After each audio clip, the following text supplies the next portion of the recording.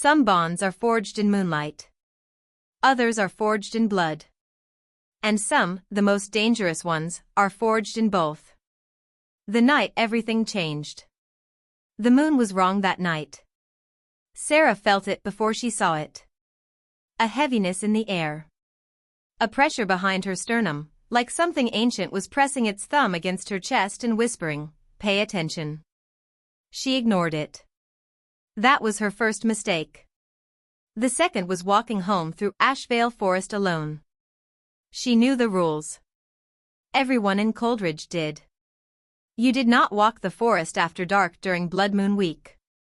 You did not linger near the ridge. You did not look directly at anything that moved between the trees. You especially did not go near the northern border. Sera had broken all 4 rules by the time the shadows shifted. She stopped walking.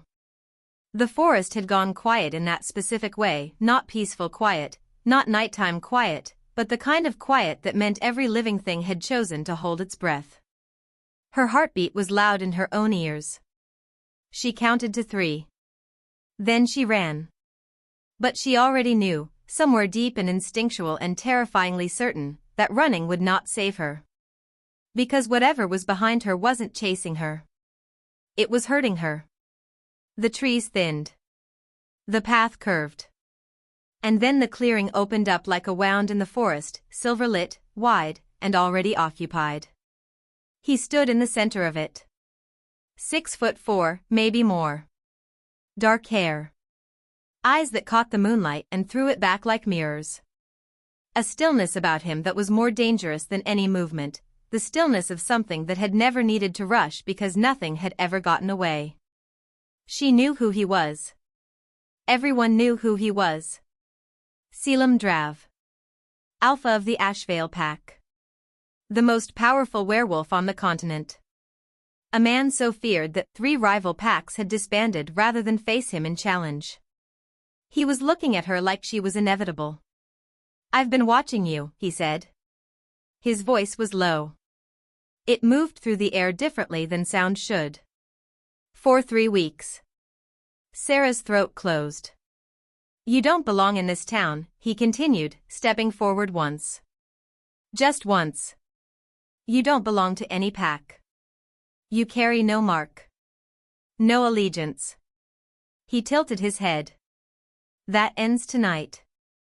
"I'm human," she said.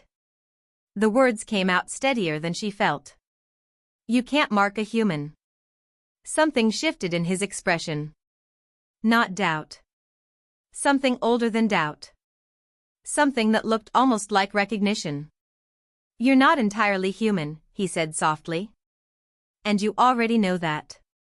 She did know that. She had always known that. She just hadn't known that he would be the one to say it out loud, standing in a moonlit clearing with his hand already reaching for her throat, not in violence, but with the terrifying gentleness of someone claiming something they believed already belonged to them. She should have run again. She should have screamed. Instead, she stood completely still as his fingers pressed against the side of her neck, just below her jaw, just above her pulse, and she felt something crack open inside her chest like a door she hadn't known existed swinging wide on its hinges. It was the bond. Partial. Forced. Wrong in every way a bond could be wrong. And yet it sang. What she didn't know, what he didn't know, was what it would cost him. What she didn't know was what she was. What neither of them knew was that the moment he marked her, he had signed his own potential death warrant. And handed the pen to her. Chapter 1. 3 weeks earlier, Coldridge had looked like salvation. Sera Voss had driven into town with $47, a cracked phone screen, and a duffel bag containing everything she hadn't been willing to leave behind when she fled Weston City in the middle of the night. Which wasn't much. A journal. 3 changes of clothes. Her mother's silver ring, the one she'd been specifically told never to take off, never to let anyone else touch, never to sell no matter how desperate things got. She'd been desperate plenty of times. She'd kept the ring every time. Coldridge was small. Population 800 and something. tucked against the eastern edge of Ashvale Forest like it was trying to hide. The kind of town where everyone knew everyone and newcomers got stared at in the diner for a solid week before anyone said hello.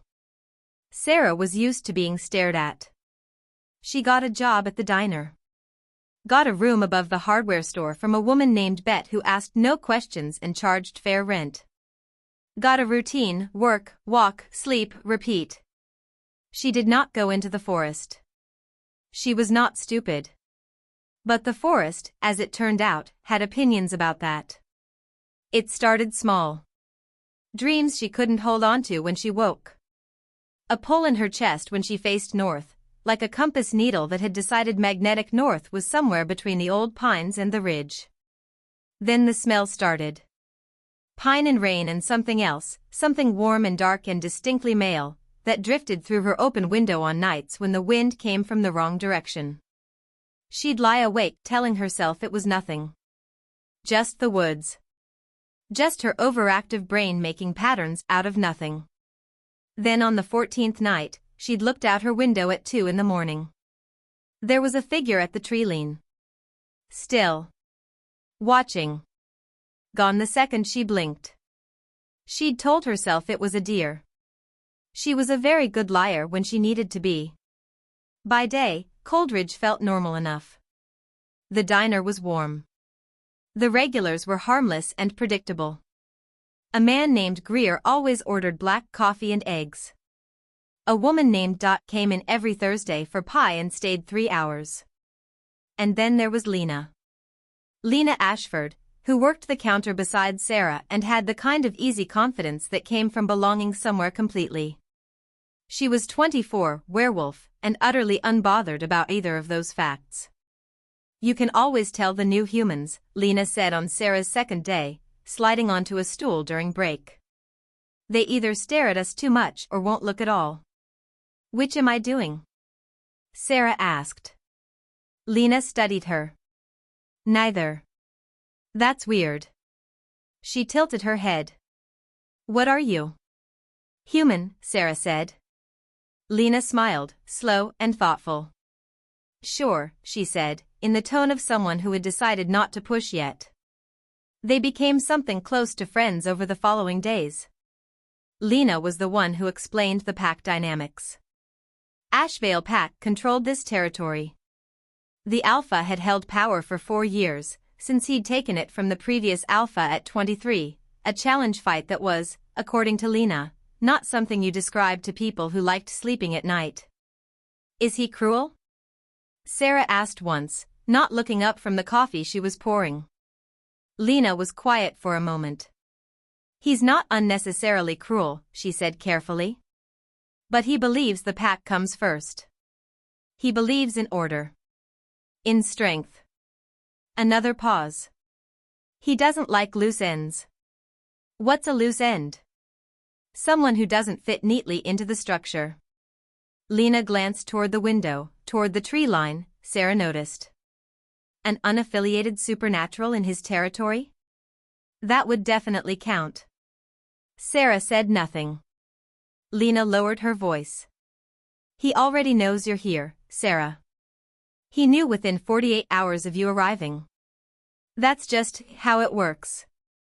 He knows everything that moves in this territory. And he hasn't made a move yet. Lena looked at her directly. That means he's deciding something. I don't know what. But when Caelum Drav is deciding something, you want to be very careful. Sera nodded. Finished the coffee. Went back to work. That night, she started sleeping with her mother's ring on a chain around her neck instead of on her finger. She didn't know why. Her body knew things her mind hadn't caught up to yet. 5 days later, she walked home through the forest. She knew she shouldn't. She did it anyway. And the forest had been waiting for exactly that moment of weakness. The clearing was still and silver and terrifyingly calm when it happened. His hand on her neck. The bond cracking open. And the sensation, God, the sensation, like every nerve ending in her body suddenly had an opinion about this man. Like her blood had rearranged itself. Like some deep cellular part of her had recognized something it had been looking for, and was furious with her for trying to ignore it. She stumbled back. He let her. He watched her with those mirror-pale eyes, head tilted, reading something in her face that she didn't know was there to be read. "What did you just do?" she whispered. "What needed doing?" His voice was flat. Not apologetic. Not proud. Just certain. The voice of someone who had made a decision and had no intention of revisiting it. "You can't mark someone without consent." "I just did." Fury hit her so fast it almost knocked the fear aside. "That's law," he said. "Pack law.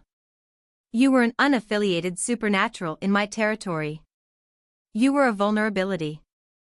I've placed you under pack protection and bound you to Ash Vale."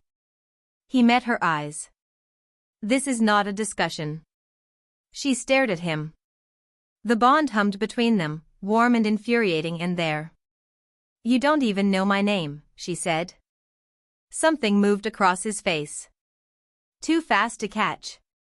"Sera Voss," he said. 22. Arrived in Coldridge 19 days ago from Weston City. No known pack affiliations. Unknown supernatural classification. He paused. "I know everything about everyone in my territory, Sera." The sound of her name in his mouth did something she refused to examine. "Then you should know," she said, "that I don't do well with being controlled.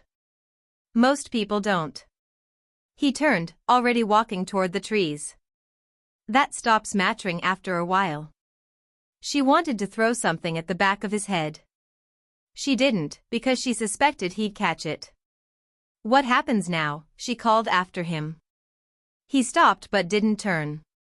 "Now," he said, "you come to the pack house tomorrow morning. 7 a.m. We'll discuss what your place in Ash Vale looks like. A beat. Don't be late. I don't repeat invitations." He walked into the trees. And disappeared as completely as if the forest had simply taken him back. Sera stood in the moonlit clearing for a long time. The mark on her neck pulsed. Warm. Steady. Wrong. And underneath the fury, underneath the fear, underneath every sensible thought she was trying to hold on to, something in her chest had gone very, very quiet. Like it had finally, after 22 years, come home. She pressed her hand over the mark and made herself a promise. She would not let it matter. She would find a way out of this bond. And she would never, under any circumstances, let Caelum Drav know what his touch had done to her. She walked home through the dark forest. The trees were silent. But something was different in the shadows now. Something was watching over her. And somehow, horribly, she felt safer than she had in years. Chapter 2. She was there at 6:58. She would not have admitted that under any form of questioning. The pack house sat at the northern edge of Coldridge where the town blurred into forest. It was larger than she'd imagined, not the rough wilderness compound she'd built in her head, but something between an estate and a fortress. Stone and dark wood. Wide windows. A front entrance flanked by 2 enormous oak trees that had clearly been growing for at least a century. It felt alive in a way buildings usually didn't. A woman met her at the door before she could knock. 40s, sharp-eyed, silver-streaked hair pulled back severely. Sera Voss. Not a question. "I'm Marin. The Alpha's second in command." She stepped aside. "Come in." The inside was warmer than expected. A large central hall with exposed beams. The smell of wood smoke and pine and something layered underneath that, a dense, complex scent she was beginning to recognize as pack. Like many people's essences braided together into something singular. And threaded through all of it, the scent that had been drifting through her window at night. Dark rain. Warm cedar. Something ancient and electric. Her mark pulsed. She pressed her hand to her neck and forced herself to stop. He'll be with you in a moment, Marin said, leading her into a side room. A study, lined with books. A large desk, 2 chairs. Sit. Sera stood.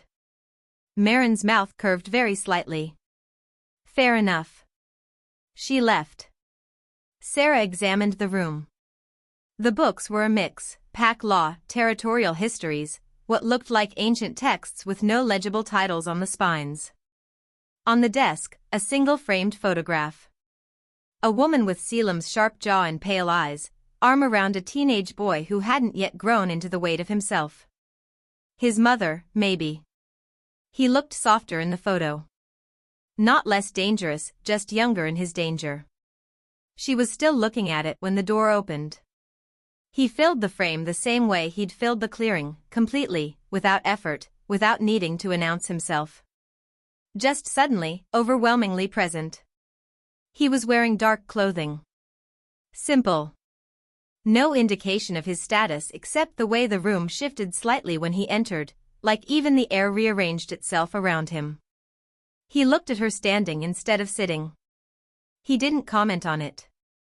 He moved to the desk, sat, and looked at her with those pale, measuring eyes. "You're angry," he said. "I'm furious," she corrected. "Good." He folded his hands on the desk. "Complacent people make bad pack members. I'm not a pack member.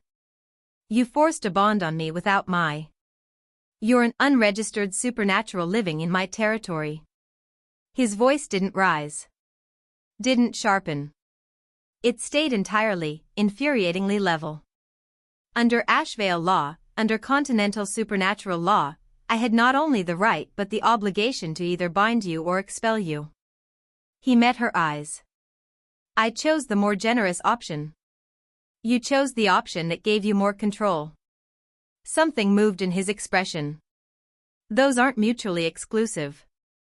She hated that she couldn't argue with that. "So what does this mean?" she asked. "The bond. What does it actually do?" He was quiet for a moment. Like he was deciding how much to tell her.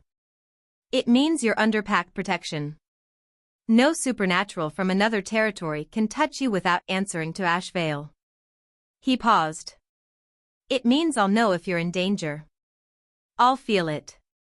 "And what do you feel from me?" A beat of silence. "Currently?" His eyes held hers. "Anger. And underneath it, something you're working very hard to hide." Her breath caught. "What else does it do?" she said quickly. "It creates a pull," he said, leaning back slightly. "An awareness of each other. It'll be stronger for the next few weeks while the bond settles. After that, it becomes background noise." His jaw shifted. "For most people." She caught the qualifier. "For most people." He didn't answer. "What's different about this one?" she pressed. He looked at her for a long, still moment. Then he said, "Nothing. Sit down, Sera. We have logistics to discuss." She sat. Because something in her knew he was lying. And she wanted to be close enough to figure out what he was hiding. The logistics, as he called them, were, she would continue living her life. She owed no service to the pack. She attended one pack gathering per month, mandatory. She reported any supernatural contact from outside Ashvale to Marin immediately. That was it.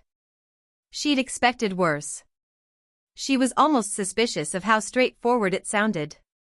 "You have questions," he said, when she'd been quiet too long. "Many. Ask the ones that matter." She looked at him directly. "What am I?" His stillness shifted. Just slightly. The kind of micro-shift you wouldn't catch unless you were watching very carefully. She was watching very carefully. "Unknown," he said. "That's not an answer. It's the accurate one." He held her gaze. "Your classification doesn't appear in any registry. Your scent is atypical. You carry traits that don't match any known supernatural category." Something moved across his face. That's partly why I moved quickly. An unknown element in my territory is a risk I don't leave unaddressed. You could have just asked me. Would you have told me the truth? She opened her mouth. Closed it. No, she admitted. The ghost of something crossed his face. Not quite a smile. Something smaller and more guarded. No, he agreed. You wouldn't have. She was quiet for a moment. My mother told me I was human, she said, surprising herself by saying it at all. She told me my father was human. She told me, she stopped. She told me a lot of things that I'm increasingly certain weren't true. His expression shifted. The alpha mask cracked, just barely, just for a second, and underneath it was something that looked almost like genuine interest. What happened to your mother? He asked. And his voice, for the first time, was softer. Not soft, not gentle, but quieter. Like he was giving the question more space.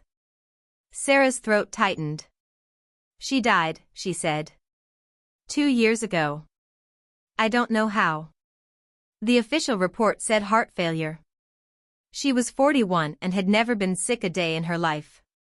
A beat. I started running right after, she added. Town to town. I don't know what I was running from. He was looking at her with an expression she couldn't read. Maybe not running from something, he said. Maybe running until something stopped you. She stared at him. The room felt smaller than it had a moment ago. I'm going to find out what you are, he said, and his voice was back to its usual controlled cadence. With or without your cooperation. But the process would be easier with it. I'll think about it, she said. She stood.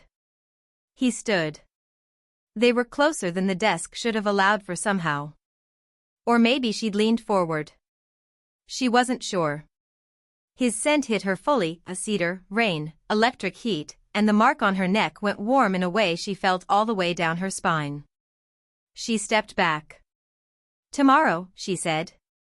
What time? A pause. I'll find you, he said. She left without answering. Outside, in the cool morning air, she pressed both hands to her face and breathed. The bond hummed steadily in her chest.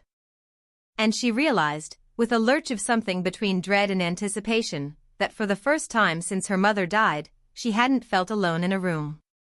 She didn't know what to do with that. She didn't know what to do with any of this. But she had the feeling, the deep, cellular, bone-level feeling, that whatever she was about to find out about herself was something that would change everything. Starting with him. Chapter 3. Lena grabbed her arm the moment she walked into the diner.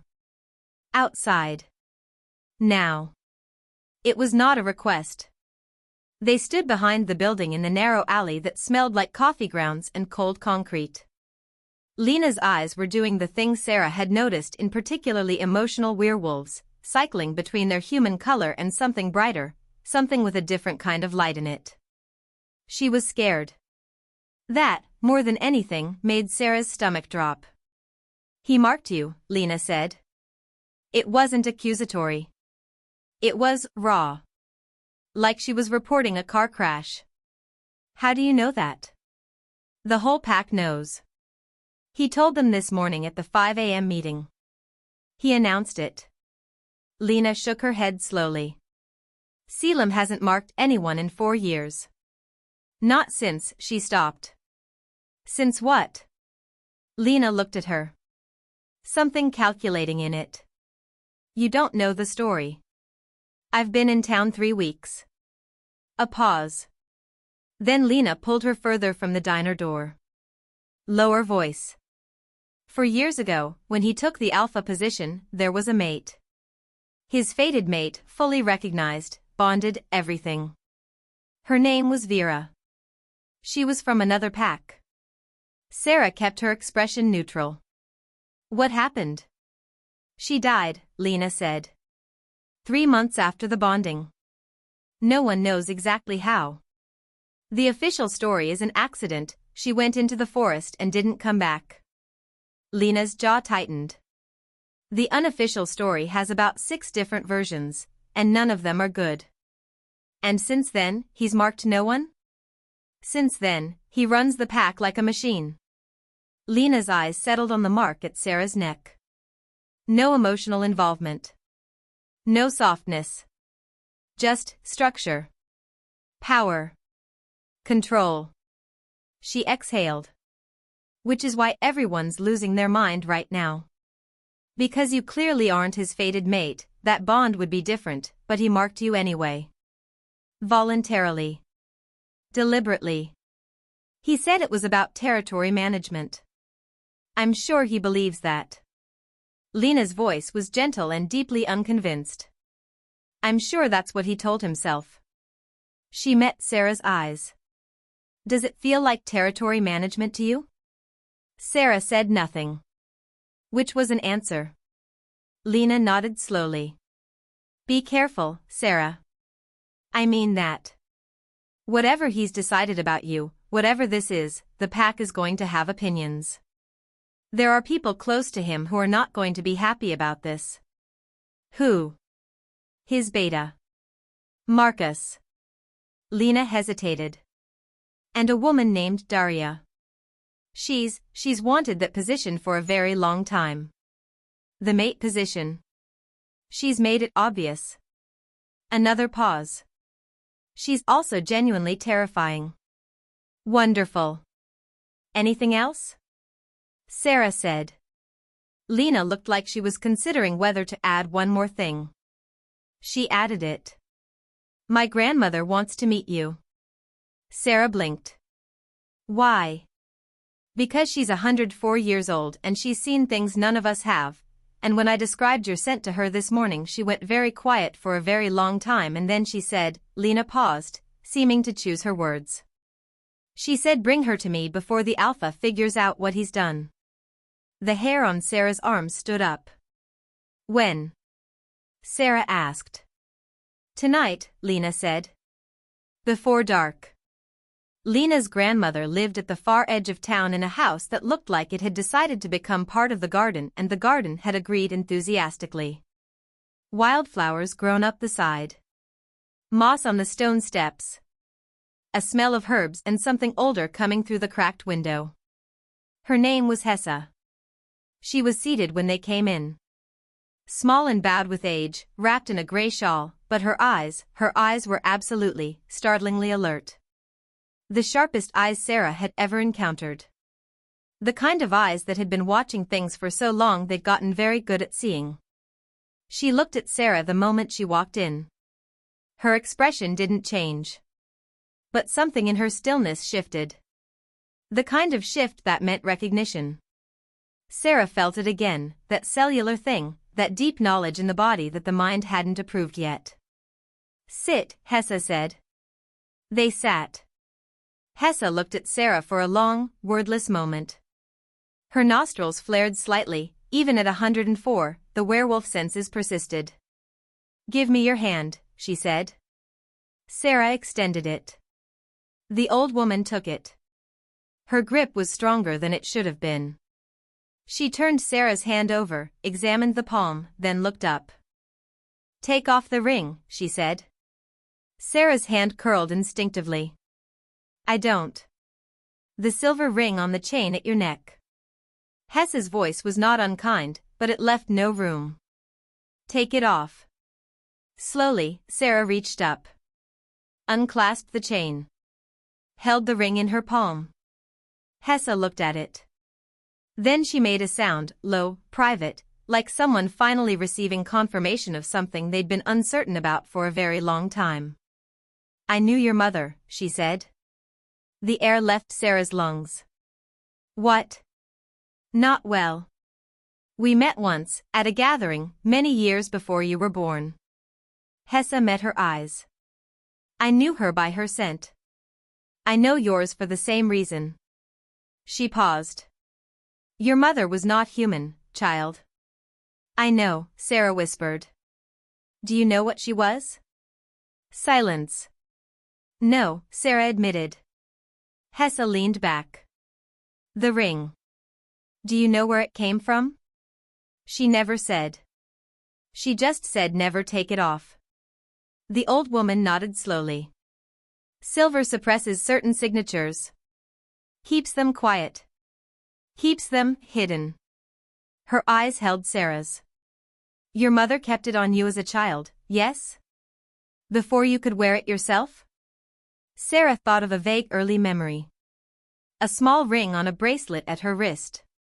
She'd assumed it was decorative. Yes, she said slowly. She was hiding you, Hessa said simply. Even from yourself. The room felt very still. Hiding me from what? Hessa was quiet for a long moment. There is a bloodline, she said finally, that is very old. Older than the current pack structures. Older than the Alpha hierarchy as we know it. She looked at the ring. It is called the Voss line. Sera went cold. Voss. Her mother's name. Her name. It's said to be a myth, Hessa continued. Among the packs, among the supernatural scholars, they dismissed the Voss accounts centuries ago. Called them legend. She paused. The Voss bloodline was supposed to have died out. What is it? Sera's voice was barely above a whisper. Hessa looked at her steadily. The Voss are not wolves. They are not witches. They are not any category that exists in the current registries. She took a slow breath. The old texts describe them as the counterweight. The balance to alpha power. They were said to carry a specific resonance, a frequency, if you will, that exists in direct opposition to alpha dominance. Lena had gone very still. What does that mean? Sera asked. It means, Hessa said, quietly and carefully, that a Voss in close proximity to an alpha creates a unique biological dynamic. The alpha's power, his dominance, his control, his very alpha nature, becomes vulnerable. His defenses lower. His body recognizes the Voss as. She paused, choosing the word, as the only force that can neutralize him completely.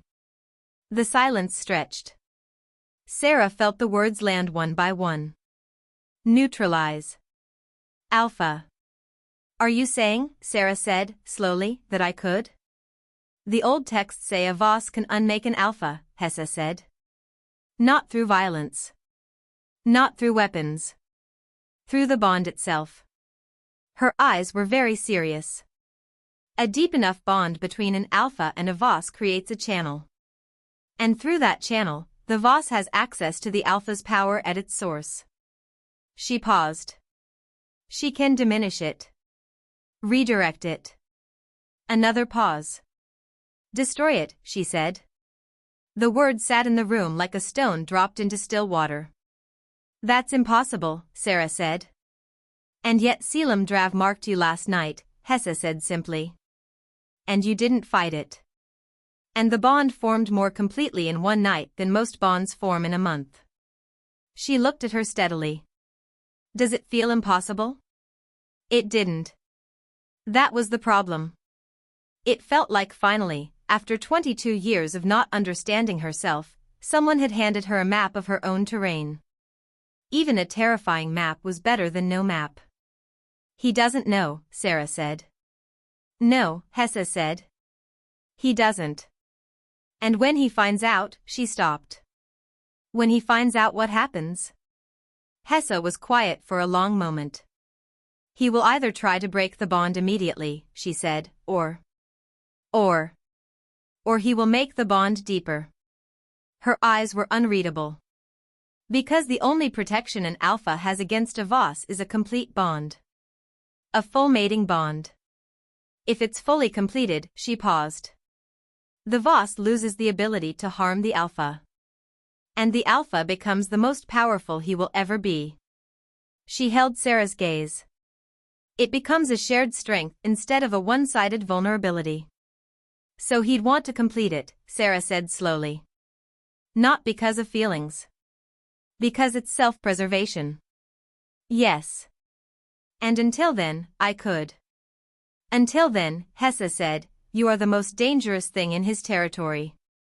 Sera sat with that for a long moment. The bond hummed in her chest. Steady. Insistent. Connected to him.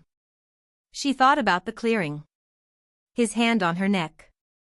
The certainty in his eyes that had looked almost like recognition, almost like something more than strategy. She thought about the photograph in his study. The ghost of something softer in his face. She thought about what Lena had said. He marked you anyway. Voluntarily. Deliberately. If I complete the bond, she said carefully, what do I lose? Hessa met her eyes. Your ability to leave, she said quietly. And your ability to harm him. Sera nodded slowly. And if he finds out what I am before I decide anything? Then, Hessa said, the decision may no longer be yours. Sera stood. She took the ring back. Held it in her closed fist. She did not put it back on. Thank you, she said quietly. Outside, the evening air was cool and smelled of pine. Lena walked beside her in silence for a while. Then, what are you going to do? Sera looked at the tree line. The forest that had led her to him. The northern sky beginning to darken. I don't know yet, she said. The mark pulsed. Warm. Present. His. She pressed her fist, still wrapped around the ring, against her sternum. She had a decision to make. But first, she needed to figure out something more important. Something she was realizing she needed desperately, dangerously, and against every sensible instinct she possessed. She needed to know who Caelum Drav actually was. Not the Alpha. Not the man who controlled territories and made announcements and moved through rooms like gravity itself had agreed to organize around him. The man in the photograph. The one who hadn't yet learned how to be frightening. She needed to know if he was still in there. And whether he was worth saving, if it ever came to that. Chapter 4. She didn't sleep. Not really. She lay on the narrow bed above the hardware store and stared at the ceiling and listened to the forest breathe through her cracked window. The ring sat on the nightstand, off the chain, off her neck, just sitting there, and she could feel the difference immediately. Without it, her senses were sharper. The world had more texture. Betty's heartbeat, slow and steady 2 floors down. The particular creak of the building settling. The distant sound of something large moving through the trees, a wolf, she realized, and knew somehow, without logic, without evidence, that it was a specific wolf. Patrolling. He's patrolling. She pressed her face into the pillow. The bond was doing that. Broadcasting his location like a signal she hadn't consented to receiving. She could feel the general direction of him. The weight of him in the night. Not his thoughts, nothing so clear, but his presence. The way you can sense a candle flame in a dark room before you see it. She knew, lying there, that he could feel her too. She wondered what he was receiving. Sleeplessness. Agitation. The jagged edges of someone trying to think their way through something that thought alone couldn't solve. She sat up. Pulled her knees to her chest. Looked at the ring. She hadn't put it back on. That felt significant in a way she wasn't ready to fully examine. What Hessa had said kept cycling through her mind. Not the alarming parts she'd expected alarming. It was the detail that kept snagging her attention. The only protection an Alpha has against a Voss is a complete bond. He hadn't completed it. He'd had her in that clearing. He'd initiated the mark. He could have gone further, she'd felt the bond straining towards something larger, something deeper, felt it the way you feel the edge of a cliff without seeing it. He'd stopped. Why had he stopped?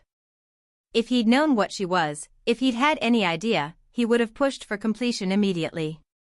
Self-preservation above everything else. That was the Alpha way, from everything she'd understood about it.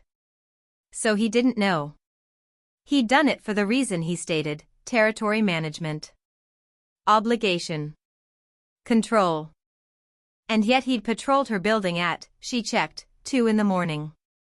And yet there had been something in his face in that study. Something when she'd mentioned her mother. And yet. She made herself lie back down. She had decisions to make, but she needed information first. More than Hess's books. More than Lena's second-hand knowledge. She needed to understand the pack. She needed to understand him. And she needed to do it without letting him know she was looking.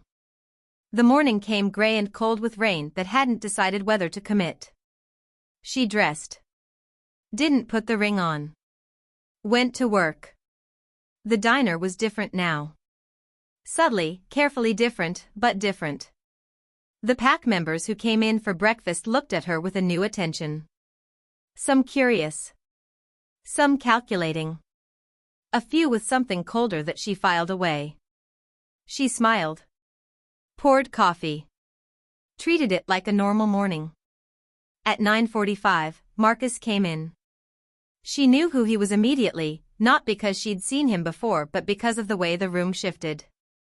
Not the way it shifted for Caelum, that was tectonic, seismic, completely involuntary. This was smaller. Deliberate. The specific shift of someone who had learned to command attention and worked at it. Beta energy, she was learning, was different from alpha energy in the same way a calculated performance was different from an actual presence. Marcus was tall, blonde, handsome in a sharp-featured way. He sat at the counter and looked at her with a smile that didn't touch his eyes at all. "You must be the new Mark," he said. "I must be." She set a coffee in front of him. "And you must be the beta." His smile adjusted slightly. Marcus vain. He wrapped his hands around the cup. "I've been with Caelum since before he took the alpha position. We grew up together." He paused. "I know him better than anyone." That sounds like a warning. It's information. He tilted his head. Freely given. He sipped the coffee. Set it down. He's never done this before. Marked someone outside a formal mating claim. It was unusual. He explained his reasoning to me. Did he? Flat tone. Not a question. What reasoning was that? Territory management. She held his gaze. I was unaffiliated. He classified me as a vulnerability. Marcus was quiet for a moment. Sera, he said, and the way he used her name was testing it. Measuring it. Caelum is my alpha and my closest friend. I would do anything for him. He met her eyes. Including warning someone if I thought they were going to be a problem for him. Is that what you think I am? I think, Marcus said carefully, that you showed up 3 weeks ago with no history anyone can verify, no known classification, and within a month my alpha has marked you. His jaw tightened. And I think that's a very convenient timeline. Cold moved through her. She kept her face calm. You think I planned this, she said. Being grabbed in a clearing in the middle of the night? Something moved in his expression. A flicker of something that might have been uncertainty. I think, he said, more quietly, that people who want something from alphas have been using various methods for a very long time. He stood. Left money on the counter. Just be aware that I'm watching, and I'm not as trusting as my alpha occasionally allows himself to be. He walked out. Lena materialized at her elbow the moment the door closed. What did he say? He thinks I'm a threat, Sera said. To Caelum? To his control over Caelum. She watched Marcus through the window. He paused on the sidewalk, glanced back, met her eyes through the glass, then turned away. He's not protecting the alpha. He's protecting his own proximity to the alpha. Lena was quiet for a second. That's a very perceptive read for someone who's known him for 4 minutes. I've had a lot of practice reading people who want something from me while pretending otherwise. She picked up the coffee Marcus had left untouched. Poured it out. Who's Daria? Lena went slightly rigid. Why? You mentioned her yesterday. You said she wanted the mate position. Sera looked at her. Is she here today? Not yet. Lena's voice was careful. She usually comes in around 11. She's been in Caelum's inner circle for 2 years. Close to him. Not close enough, by her assessment. A pause. She's also Marcus's cousin. They're aligned. So if Marcus has decided I'm a problem, then Daria already knows it and has already started thinking about what to do. Lena's expression was troubled. Sera, these are not people to underestimate. I won't. She wouldn't. But she was realizing, with the clarity that came from a sleepless night and a removed ring and a bond that was learning her from the inside out, that underestimating her was going to be a much more significant mistake. He found her at noon. Not in the diner, she was on her break, sitting on the steps of the old stone wall behind the building, eating an apple and watching the sky consider raining in earnest. She heard him before she saw him.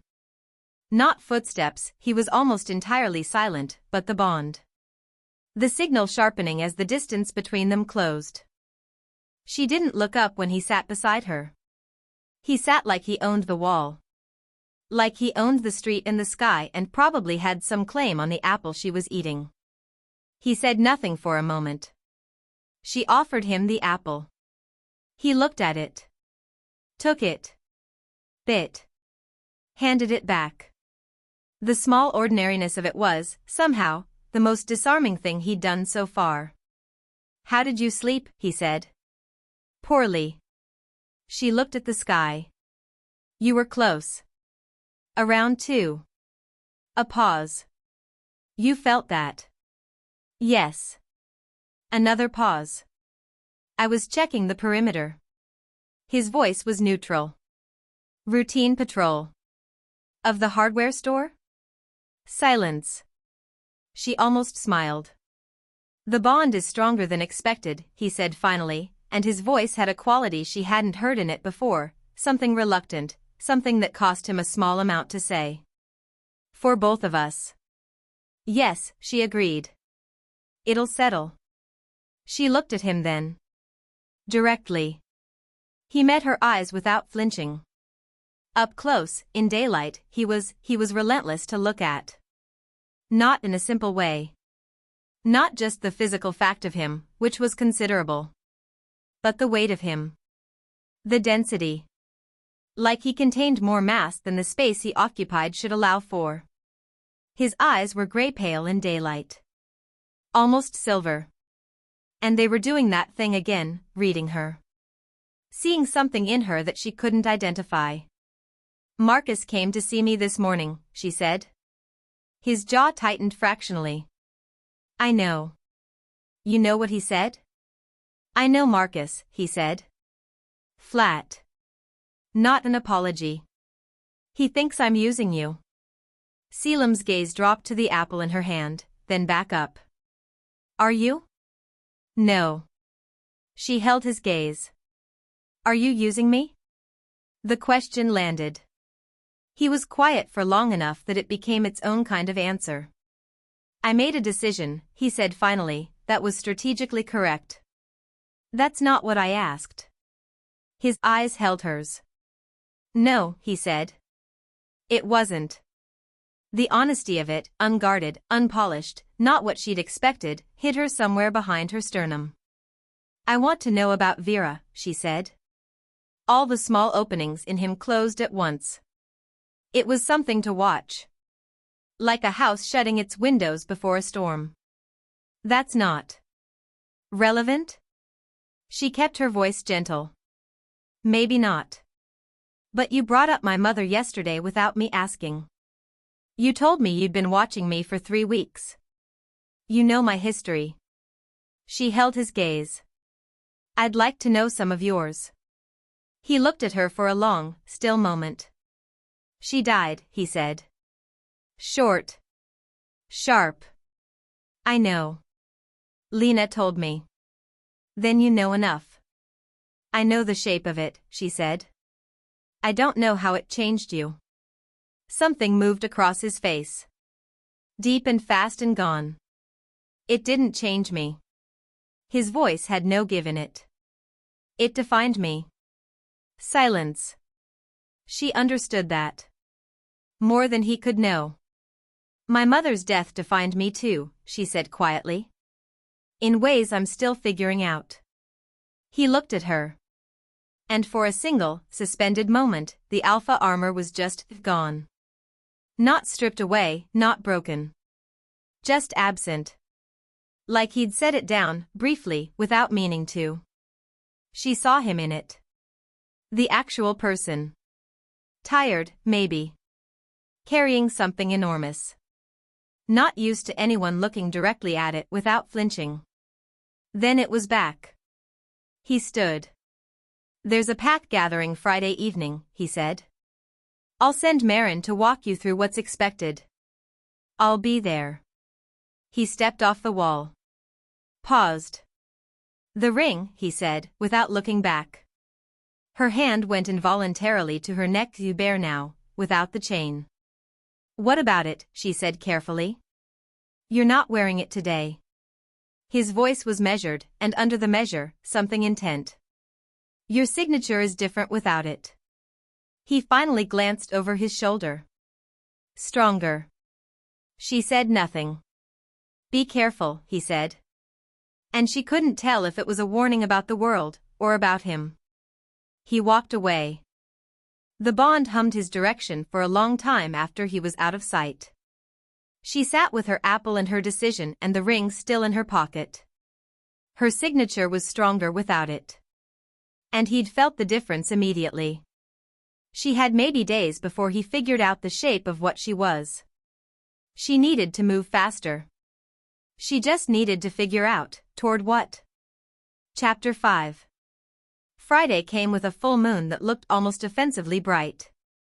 Marin had walked her through the protocol with efficient precision, arrive before the Alpha, stand in the outer ring during formal proceedings, do not challenge anyone's eye contact, do not eat or drink anything offered by strangers, do not under any circumstances wander into the forest during the gathering itself. That last one, Marin had said, with the tone of someone who'd had to give this instruction before, is more important than you probably think. Why? Full moon gatherings, outdoor setting, heightened emotions, and new markings all create a certain atmosphere. She paused. Boundaries become complicated. Sera had noted the careful language. Understood. She dressed simply. Dark jeans, a dark green top, her hair down. She hadn't put the ring back on. She'd considered it. Every day since Hess's. The practical argument was clear. The ring suppressed her signature, which meant the ring bought her time before Caelum understood what she was. But she kept thinking about what it felt like without it. The way the world had volume again. The way she could feel the bond clearly, precisely, instead of through the static. The way she could read the room, feel the emotional register of people around her, know things without quite knowing how she knew them. She felt like herself without it. Maybe for the first time. She was not going back. The pack house, lit up for the gathering, was something different from the quiet building she'd entered 4 days ago. The great hall's doors were thrown wide. Torches, actual fire, not electric light, lined the path from the treeline. The gathered pack numbered somewhere over 100, wolves of all ages, the air thick with their collective energy. A sound, barely audible, ran under all the conversation, like a note played on the lowest possible register. The pack breathing together. Lena found her immediately, which Sera suspected was not accidental. You look terrified, Lena murmured. I look completely calm, Sera said. You look beautifully terrified, but from the outside. Your hands aren't shaking. That's better than my first gathering. Sera almost smiled. They moved into the outer edge of the hall.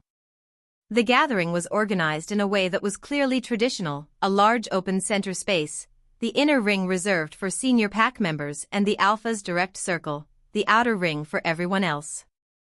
She felt him before she saw him.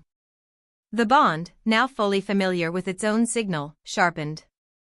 Pointed. There. He came in from the far end of the hall, Marin and Marcus flanking him with 3 other wolves she didn't recognize. He'd changed, darker clothing than usual, formal in the way that had no ceremony to it. Just a man so entirely himself that formality seemed to organize around him automatically. The pack responded to his entry the way a river responds to a new current, not dramatically, not all at once, but in a gradual, undeniable shift. He stood in the center of the hall.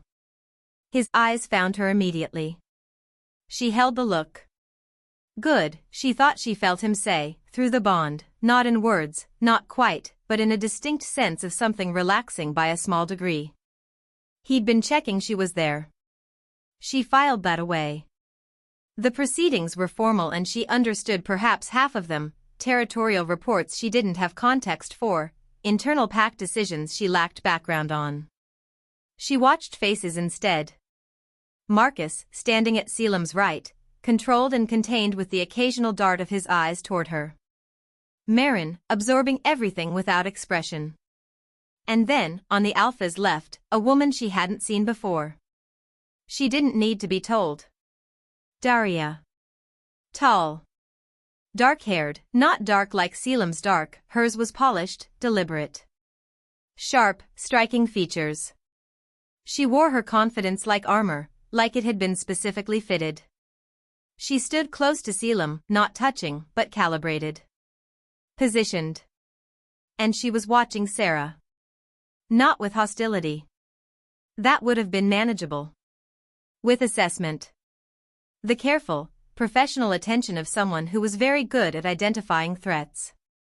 Sera looked back. Neither of them looked away. It was Caelum's voice, cutting easily over the hall noise, that broke it. There's one additional matter for this gathering. His voice carried without effort. The room quieted completely. Most of you already know. For those who don't, Ashvale has a new member. His gaze moved to Sera. Her name is Sera Voss. She's under my direct mark and under the full protection of this pack. The hall's attention turned to her. It was an enormous amount of attention.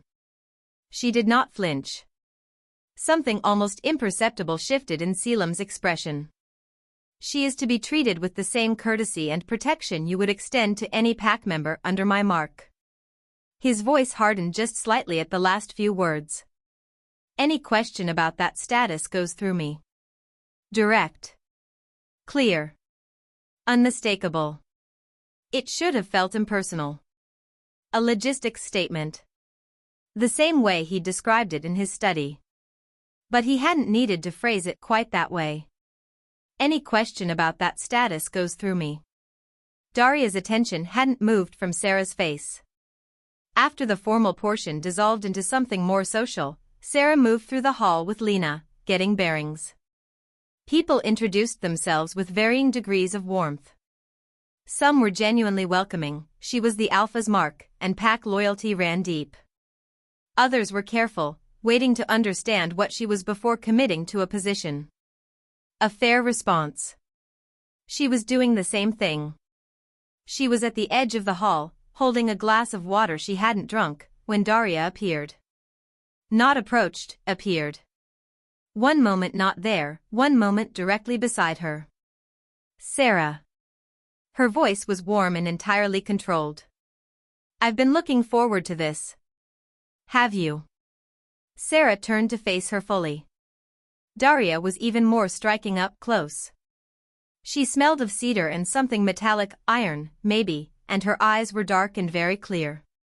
The kind of clear that came from knowing exactly what you wanted and having few conflicts about the pursuit of it. I wanted to welcome you properly, she said, with a smile. The Alpha's mark is significant. This pack will take care of you. Thank you, Sera said. A pause. You're not what I expected, Daria said. What did you expect? Someone more traditional. The mark outside a formal mating claim is unusual for Caelum. She tilted her head. He explained it as territorial obligation? That's his assessment. And yours? Sera met her eyes. I'm still forming one. Daria's smile remained perfect and said absolutely nothing. Of course. She reached out and touched Sera's arm, a brief, social gesture, entirely normal. Except her fingers grazed the mark on Sera's neck for just a fraction of a second. Not the arm she'd appeared to reach for. The mark. Testing it. Feeling the bond signature. The bond flared, not in warmth but in something sharp and warning adjacent. Daria pulled back. And in her expression, just for half a second, was something that was not the warm welcome she'd been performing. It was alarm. She'd felt something in the bond she hadn't expected. She had no idea what. Sera wasn't sure she did either. But something in Daria had gone very, very alert. You should eat something, Daria said, still smooth. The gathering table is well stocked. She left. Sera let out a controlled breath. Her heart was moving faster than she'd like. What had Daria felt? What had the bond done when she touched the mark? She needed to think. She needed. You should have told me she was going to approach you. Caelum. Behind her. He'd moved from across the hall to directly behind her in the time Daria had taken to leave, which said something about how closely he'd been watching the interaction. She turned. He was closer than the hall's crowd required. His jaw was tight. I would have intervened, he said. I didn't need you to intervene. I know. Something in his face. Complicated. That's not why I would have. She stared at him. She touched the mark, he said, low. I felt it. You felt that? Of course I felt that. His voice had an edge she'd not heard before. Not anger at her, anger at the situation. Maybe at himself. She had no right to test the bond. That's a significant breach of protocol. Will you address it? I already have. His eyes were steady on hers. Are you all right?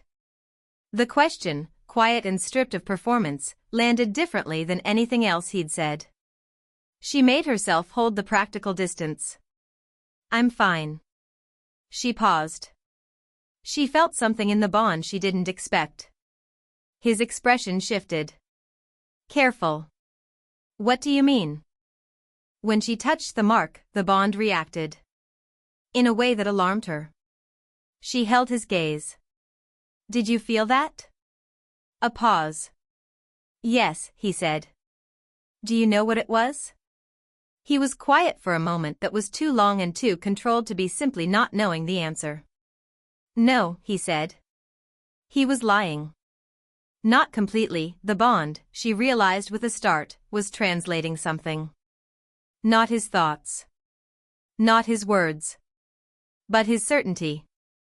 His controlled certainty, pressing down over something underneath. He knew something. He didn't know everything, she was confident of that. But he knew something.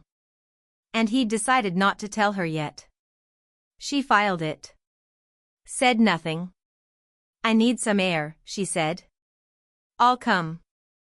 I'll be 2 minutes. She met his eyes. I can feel where you are, remember? I'm not going anywhere you can't find. Something in his expression that was almost a concession. 2 minutes, he said. She stepped outside. The moon was enormous and white gold over the trees.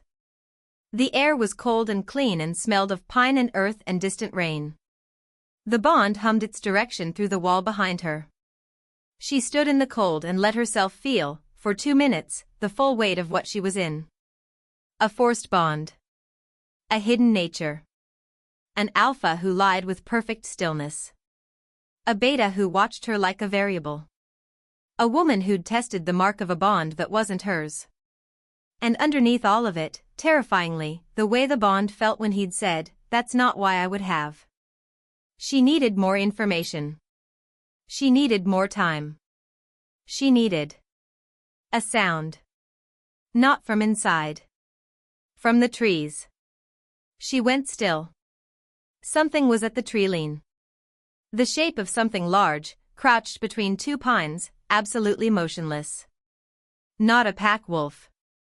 She would have felt that differently, would have felt it as belonging, part of the signal she was already learning. This was outside that frequency. This was something else entirely.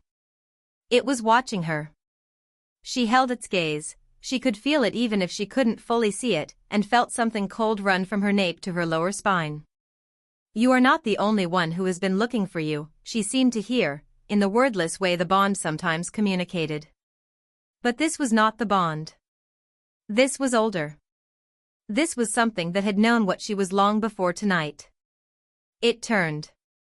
Disappeared into the trees without a sound. She stood in the cold for one more second. Then she went back inside. 2 minutes, she said to Caelum, passing him. He looked at her face. What happened, he said. Nothing. She kept walking. I needed air. She could feel him watching her back. She could feel him deciding whether to press. She could feel, in the bond, the very specific sensation of someone choosing patience over instinct. She wasn't sure whether to be relieved or more afraid. Chapter 6. She didn't tell him about the shape in the trees. She spent Saturday morning telling herself that was the right call. She spent Saturday afternoon less certain. By evening she'd gone back to Hesse. The old woman was in the garden despite the cold, doing something patient with a tangle of dried herbs. She looked up when Sera came through the gate. No surprise on her face. I wondered when you'd be back, she said. There was something in the trees last night. Sera sat on the low stone bench near the garden wall. At the gathering. It was watching me. Not Pack. Something else. Hesse's hands stilled on the herbs. Describe what you felt. Old. Outside the frequency I've started reading as Pack. And she paused. Like it knew me.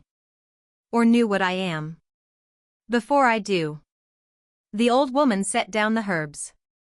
It didn't come closer? Didn't try to communicate? No. It left when I looked directly at it. Hesse was quiet for a long moment. There are others who know of the Voss line, she said finally. I told you the Packs dismissed it as legend. But legend keepers are a specific type. She chose her next words with visible care. There are those who have been watching for the emergence of a Voss for a very long time. Not all of them with benign intentions. Cold settled in Sera's chest. Who? The Voss line, in the old texts, was not merely described as a counterweight to individual alphas, Hesse said. It was described as a check on alpha power broadly. If the system of dominance ever became imbalanced, if any one alpha became too powerful, she met Sera's eyes. The Voss was a correction. A weapon, Sera said flatly. A balance. But yes, those who have reasons to want a particular alpha diminished would see the emergence of a Voss as an opportunity. Yes. Hesse's voice was troubled. If what was in your trees is what I think it is, they will not wait long. If they have found you, they will want to establish contact. To guide you. To make a case for their preferred outcome. Which is Caelum diminished. Or destroyed. Hesse held her gaze. You must tell the alpha. Sera's jaw tightened. If I tell him, I have to tell him what I am. Yes. Which means he'll know I can. Yes. The garden was quiet except for the wind. What if he doesn't wait for me to choose? Sera said. What if he forces the completion of the bond the moment he understands what's at stake? Hesse said nothing. Which was its own answer. He'd be within his rights, Sera said quietly. Pack law, self-preservation, he could make the argument. He could.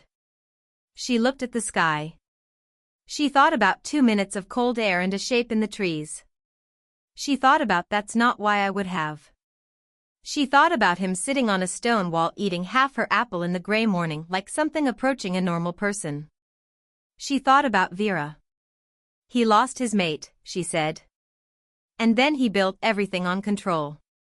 He doesn't let people close because he can't afford to. She looked at Hessa. If he completes the bond for strategic reasons, before I choose it, before I want it, does it matter that the strategy happened to be right? Does the method invalidate the result? That, Hessa said gently, is not a question I can answer for you. No. It wasn't. She left as the light faded. Walked back through town with her hands in her pockets and the ring still sitting on her nightstand where she'd left it 3 days ago. She was halfway home when her phone buzzed. Unknown number. She almost didn't answer. She answered. Silence for a moment. Then a voice's male, low, accented in a way she couldn't immediately place. Sera Voss, he said. Who is this? Someone who has been looking for you for a very long time. A pause. We should meet. Her heart rate climbed. She kept her voice flat. Why? Because you are currently living inside the territory of an alpha who, when he understands what you are, will either cage you or use you. His voice was patient and deliberate, like he'd prepared this. We can offer you something different. And what is that? The truth about your bloodline, he said. The full truth. Not what 100-year-old wolf remembers from texts she read 60 years ago. His voice softened. Strategically. The truth your mother died protecting. Sera went very still on the sidewalk. The bond pulsed. Caelum, somewhere on the other side of town, had just felt her spike of emotional response. She could feel him react to it, sharpening, alerting. The way you feel someone wake in the next room. She had seconds before he reached out. How do you know about my mother, she said. Because we knew her, the voice said. We were trying to find her for years. We found you instead. A pause. Don't go back to him tonight. Meet us first. Her phone buzzed in her ear. A second call. She pulled it away and looked at the screen. Caelum. She looked at the name for 1 second. 2. She ignored his call. Put the phone back to her ear. Where, she said. The address was a building on the east side of town, a vacant storefront, dark windows, nothing about it that explained itself. She stood outside it for a full 60 seconds, checking instincts, before going in. Inside, plain. 2 people. The man who'd called was perhaps 50, lean and silver-haired, with eyes that were familiar in a way she couldn't place. Not his features. His expression. That same measuring quality, but older. Patient in a way that had seen a great deal of time. The woman beside him was young. 25, maybe. Dark-skinned, watchful, with the stillness of someone who had trained themselves into it. I'm Aldrich, the man said. This is Petra. We represent an organization called the Accord. We've been monitoring supernatural balance across the continental territories for 30 years. Monitoring, Sera said. Intervening, when necessary. He gestured to a chair. Sit, please. She sat, facing both of them, near enough to the door to matter. My mother, she said. How did you know her? Aldrich's expression shifted. Your mother came to us when she was pregnant with you. She'd just learned what she was, what the Voss bloodline meant. She was terrified. He paused. We offered her protection. She declined. She wanted you hidden instead. Normal. He met her eyes. The ring was our suggestion. She left you and took your suggestion anyway. She was pragmatic. A pause. She was also right that a hidden Voss was safer than an active one. Until she wasn't. Sera's hands were clasped in her lap. She kept them still. She was killed. Yes. His voice was direct. We believe so. The heart failure determination was insufficient. She was healthy. The timing was too convenient. He held her gaze. We believe she was found by someone who knew what a Voss could do and chose to eliminate the threat before it matured. Who? Aldrich and Petra exchanged a look. We have a strong hypothesis, he said. But before I share it, I need you to understand the full picture of the Voss ability. Sera's jaw tightened. I'm listening. He leaned forward. A Voss in proximity to an alpha creates a vulnerability window, he said. But that's not the full extent of it. A Voss can feel the truth of an alpha's power, its source, its health, its intentions. He paused. A Voss can tell whether an alpha's dominance is being used for the protection of his pack, or for something else. A truth reader. Of alpha intent, yes. And if the intent is, he paused again. Corrupt. Harmful. If the alpha is abusing his power, the Voss can redirect it. Diminish it. Force a correction. Sera was quiet. And in extreme cases, Petra said, speaking for the first time, her voice was quiet and precise, a Voss can dissolve an alpha bond completely. Return the power to the pack structure. Neutralize the individual source. Sera looked at her. Kill him. Not kill. Petra held her gaze. Unmake the alpha. He would survive. As a regular wolf. The distinction felt important. So I'm not a weapon, Sera said slowly. I'm an accountability mechanism. Exactly, Aldrich said. She thought about that for a long moment. And Caelum, she said. Why him, specifically? Another exchanged look. Caelum Drav has been consolidating power at a rate that concerns us, Aldrich said. 3 packs disbanded rather than challenge him. His territory now covers 40% of the continent's eastern region. He has been in ongoing secret negotiations with 2 other alphas. About what? A unified alpha council. Aldrich's voice was careful. Cooperative on its face. But structured in a way that would effectively centralize all supernatural governance through him. He paused. A single point of control. For everything. Sera sat with that. That's not necessarily corrupt, she said. It could be. It could be, he agreed. But the last alpha who attempted something similar, he looked at her steadily. He was the one who killed your mother. The room was very quiet. The previous alpha of Ashvale, she said. Her voice was level. She was proud of that. Yes. His voice was very careful now. Caelum took the position from him. But the power structures he built, some of them, the organizational ones, remained. And Caelum, whether he knows it fully or not, has been building on them. Sera's hands were still in her lap. She thought about the photograph in the study. She thought about the way the room shifted when he entered, involuntary, seismic, his. She thought about, it didn't change me. It defined me. I need time, she said. Of course. Aldrich reached into his coat. Slid a card across the table. Take what you need. But be aware, he paused. We are not the only ones who have found you. Others who want what you represent will not be as patient. He looked at her steadily. And the Alpha will figure out what you are. Soon. The bond is deepening. His voice was not unkind. When that happens, the choice of what to do with the information may stop being yours. She took the card. She walked out into the cold night. The bond was pulling steadily. He'd been trying to reach her for, she checked the time.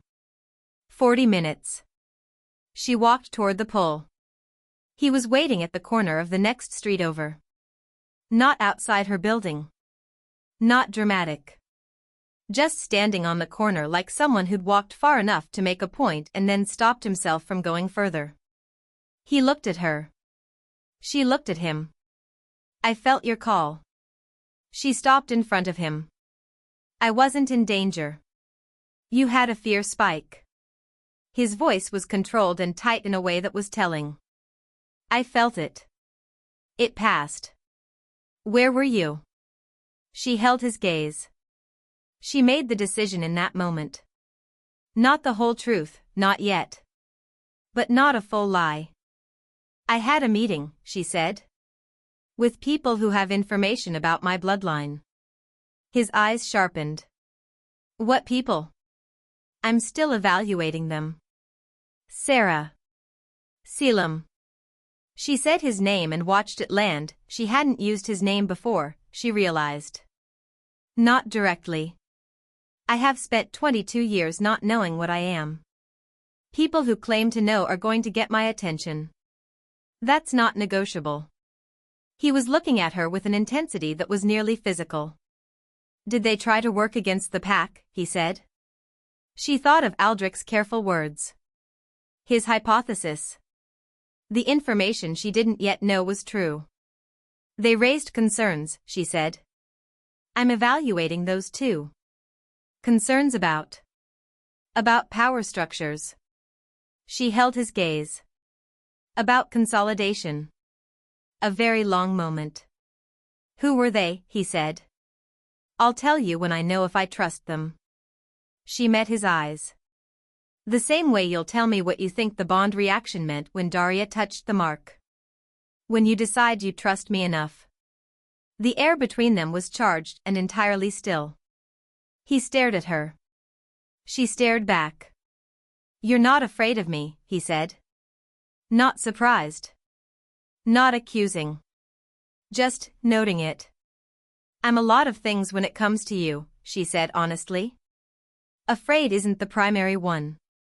Something happened in his expression that she felt through the bond before she saw it on his face. Not the alpha. Not the controlled, managed, deliberate persona. Him. Actual. Responding to her like she was something he hadn't been prepared for. Come to the pack house tomorrow morning, he said. Not for logistics. Not for pack business. He paused. I'll tell you about Vera. The actual version. Another pause. In exchange. For what? Tell me what you felt from those people tonight. His voice was quiet. Not their claims. What you felt. Your instinct. She thought about it. Mixed, she said.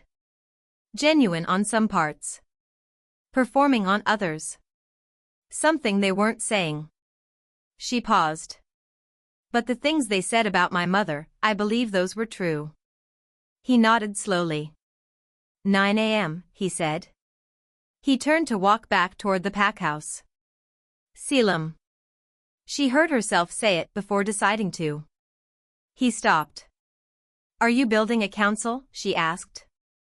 A consolidated alpha governance structure? The pause before he answered was exactly long enough. I'm exploring it, he said. Is it what I think it is? Or something else? He turned to look at her over his shoulder. Come at 9, he said. And I'll tell you that too. He walked away into the dark. And the bond, pulling steadily between them, felt, for the first time, like something she was choosing to follow rather than being dragged by. She didn't know if that was progress or the most dangerous development yet. She walked home. The night was full of things watching and waiting.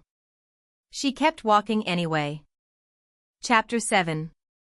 9 a.m. came cold and clear. The kind of morning that had no softness in it. Just light and edge and the smell of pine resin sharp enough to taste.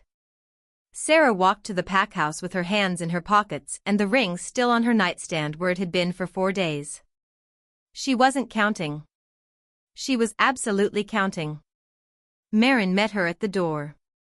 Said nothing.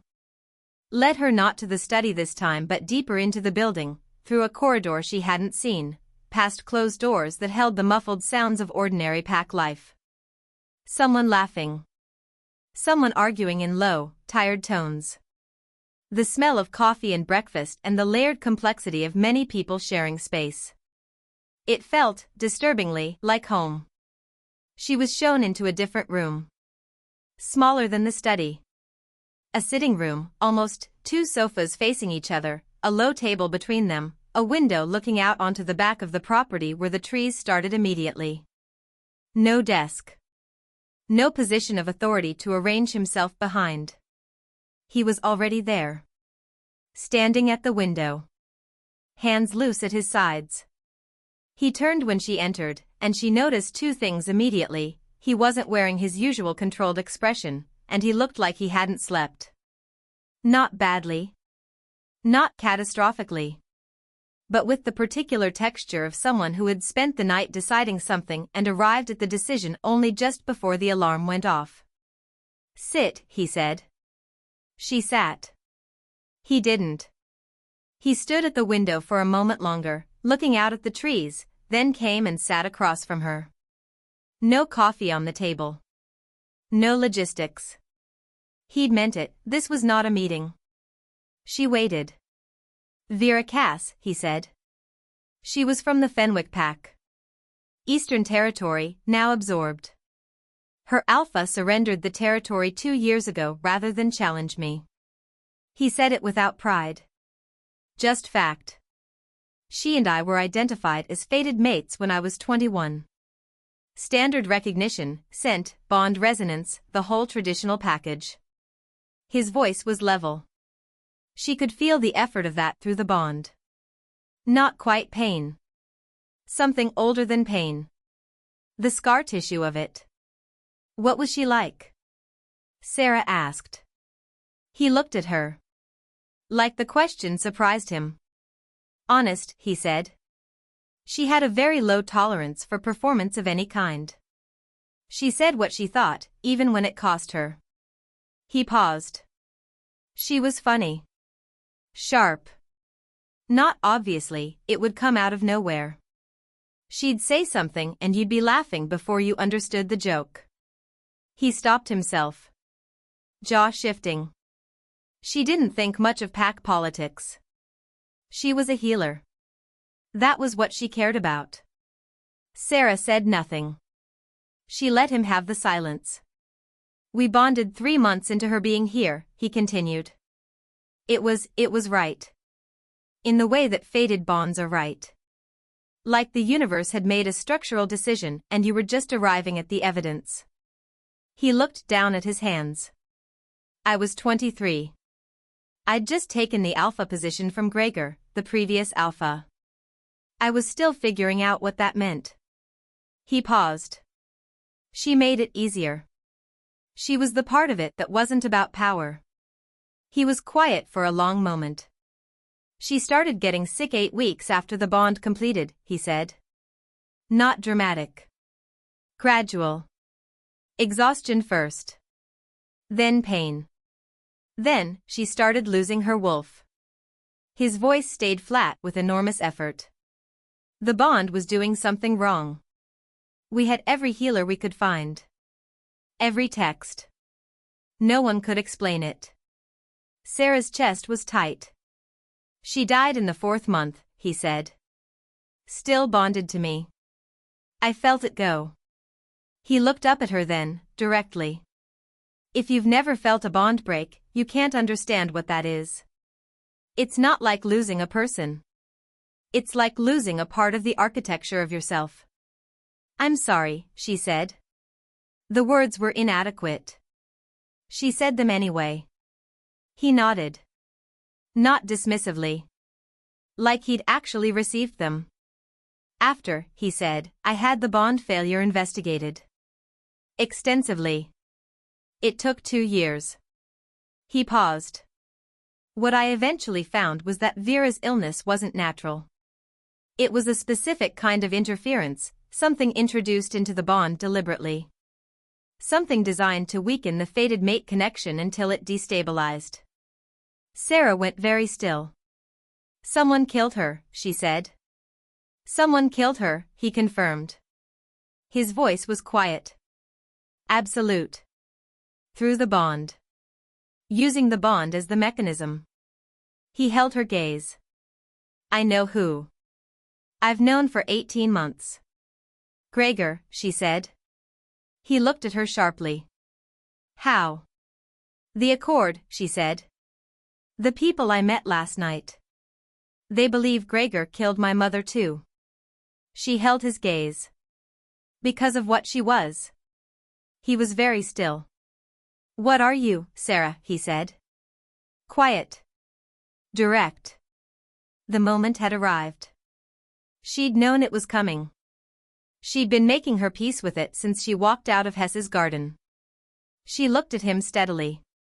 My bloodline is called Voss, she said. It's very old.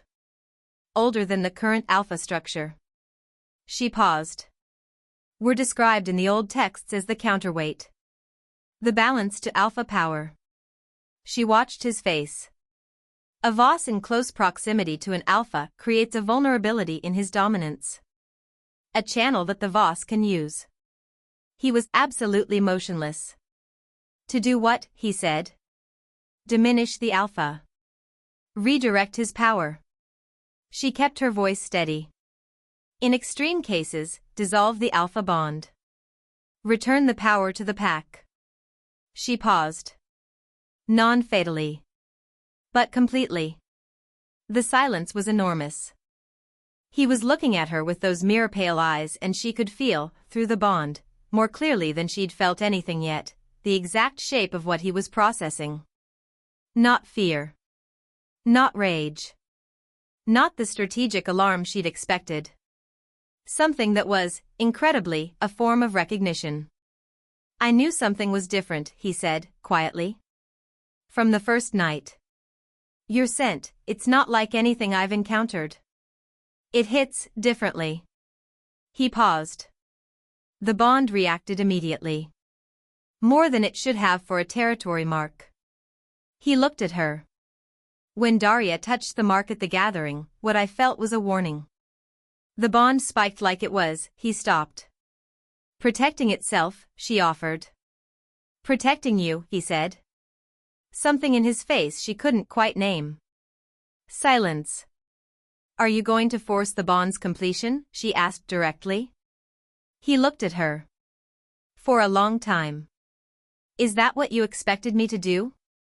It would be logical, she said. Self-preservation. A complete bond neutralizes my ability to. I know what it does. His voice was quiet and entirely controlled. I looked up the Voss accounts 4 days ago, Sera. She blinked. 4 days. The day after I marked you. Your scent without the ring was, I recognized the signature. Not specifically. But I knew it was old. Documented. He met her eyes. I had Marin go through the archive texts. You've known for 4 days, she said slowly. I've had a strong hypothesis for 4 days. His jaw shifted. You just confirmed it. She stared at him. And you didn't, she stopped. Started again. You said nothing. Neither did you. Fair. She looked at him. Really looked at him. Why didn't you complete the bond, she said. The moment you knew what I was, that was the strategic move. Self-preservation. You had every reason. Because it would have been forcing a choice you hadn't made, he said. 3 seconds of absolute silence. You could have. I know what I could have done. His voice had a quality in it that was new, rougher at the edge. Closer to something. I know what pack law gives me the right to do. I know what self-preservation argues for. He held her gaze. I watched someone have a choice taken from her. I watched what that does. He stopped. Then, quieter, I won't do that. The words landed somewhere deep. She felt them in the bond, where they had a texture that was completely different from performed feeling. He meant it. He had known for 4 days that she was the one thing in his territory that could unmake him, and he had chosen not to move against her.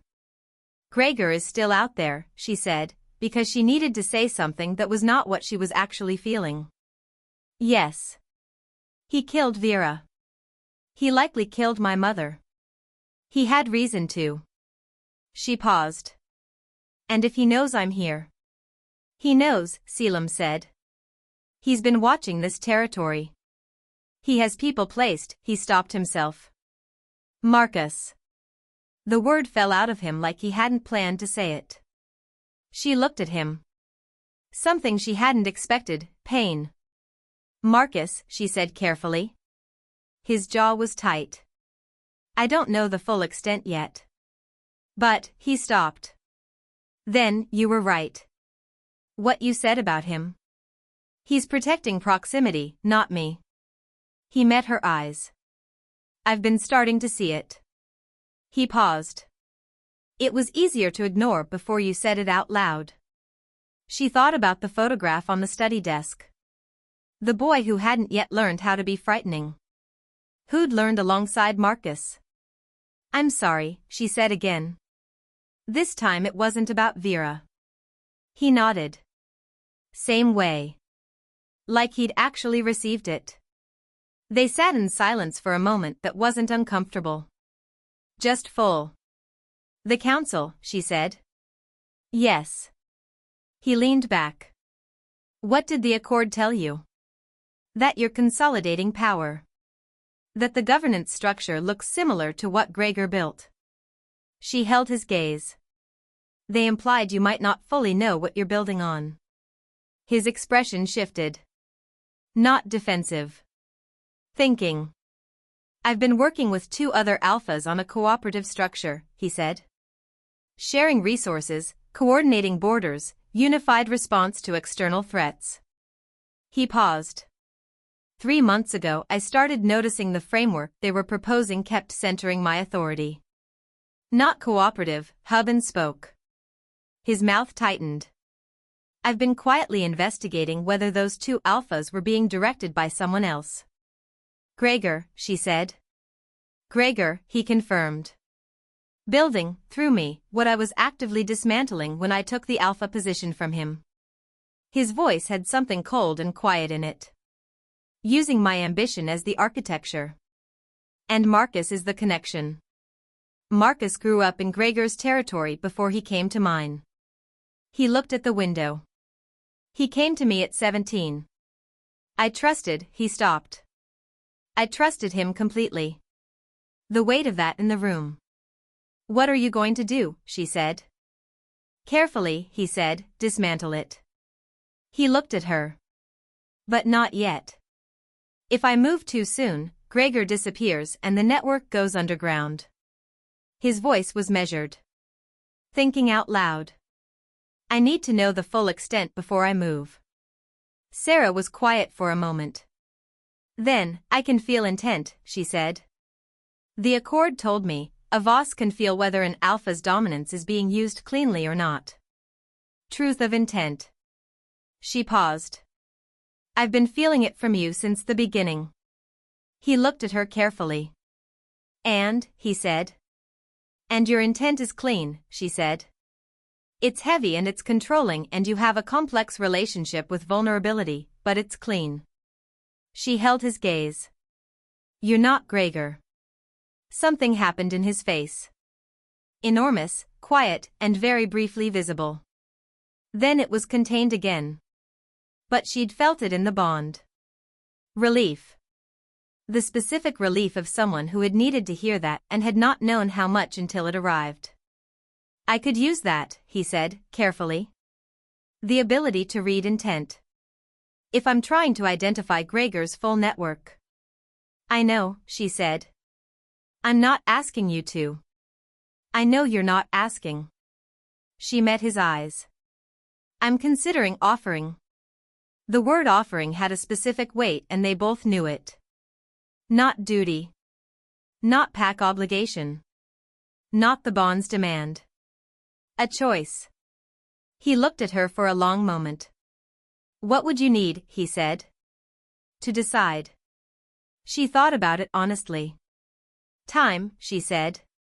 And one more conversation with Aldrich. To understand what the Accord actually wants and whether their account of my mother is complete. He nodded. And, she added, I want to know what you felt when you marked me. She held his gaze. The real version. Not the territory management answer. The longest pause yet. She watched him consider and reject 3 different responses. Then, like I'd been looking for a specific frequency my whole life, he said, very quietly, and I didn't know it until I found it. The room was very still. The bond was very, very warm. Okay, she said. She stood up. He stood with her. They were close again, that had started feeling like a pattern, a gravity they kept arriving at without planning. Be careful with Aldrich, he said. Not because they're wrong, necessarily. But because organizations with long agendas have a way of believing their version of events so completely they stop questioning it. I know, she said. I grew up with a mother who hid me from everyone for 22 years, including herself. She looked up at him. I have a good nose for people who think they're protecting you while actually managing you. Something moved in his expression. I know I started this by. I know, she said. You did. She held his gaze. You also sat on what you knew for 4 days without forcing the outcome. She paused. That counts. She left. Outside, the morning had gotten warmer. The sharp cold had softened into something that almost felt like possibility. The bond hummed steadily between them. She pressed her hand to her sternum and walked toward the center of town. She had a call to make. She needed Aldrich's full truth. Because something in what he'd said the other night had snagged in her memory like a thread that hadn't released. We were trying to find her for years. Her mother had hidden from everyone. Including, she believed, the Accord. So how had they been trying to find her? What did they actually want? And why, she was suddenly thinking, had they found Sera so quickly, within weeks of her arrival in Coldridge, when they claimed her mother had eluded them for decades? The answer, she suspected, was not a comfortable one. She walked faster. Chapter 8. Aldrich picked up on the first ring. That told her something. I was expecting your call, he said. I have questions, she said. Real ones. Of course. Not on the phone. She paused. 1 hour. The coffee shop on Meridian. A beat. We'll be there. She arrived early. Got a table at the back with her chair against the wall and sightlines to both exits, which was a habit she developed in 2 years of not knowing what she was running from. She was beginning to understand that habit better. Aldrich and Petra arrived exactly on the hour. Petra's eyes swept the room the same way Sera's had, which was also telling. They sat. Sera looked at Aldrich. You said you'd been trying to find my mother for years, she said. Yes. She was hidden. The ring suppressed her signature. How were you looking for her? A small shift in Aldrich's expression. Controlled. We had other methods of. How, she said again. Petra looked at the table. That was the tell. You had a tracker on her, Sera said.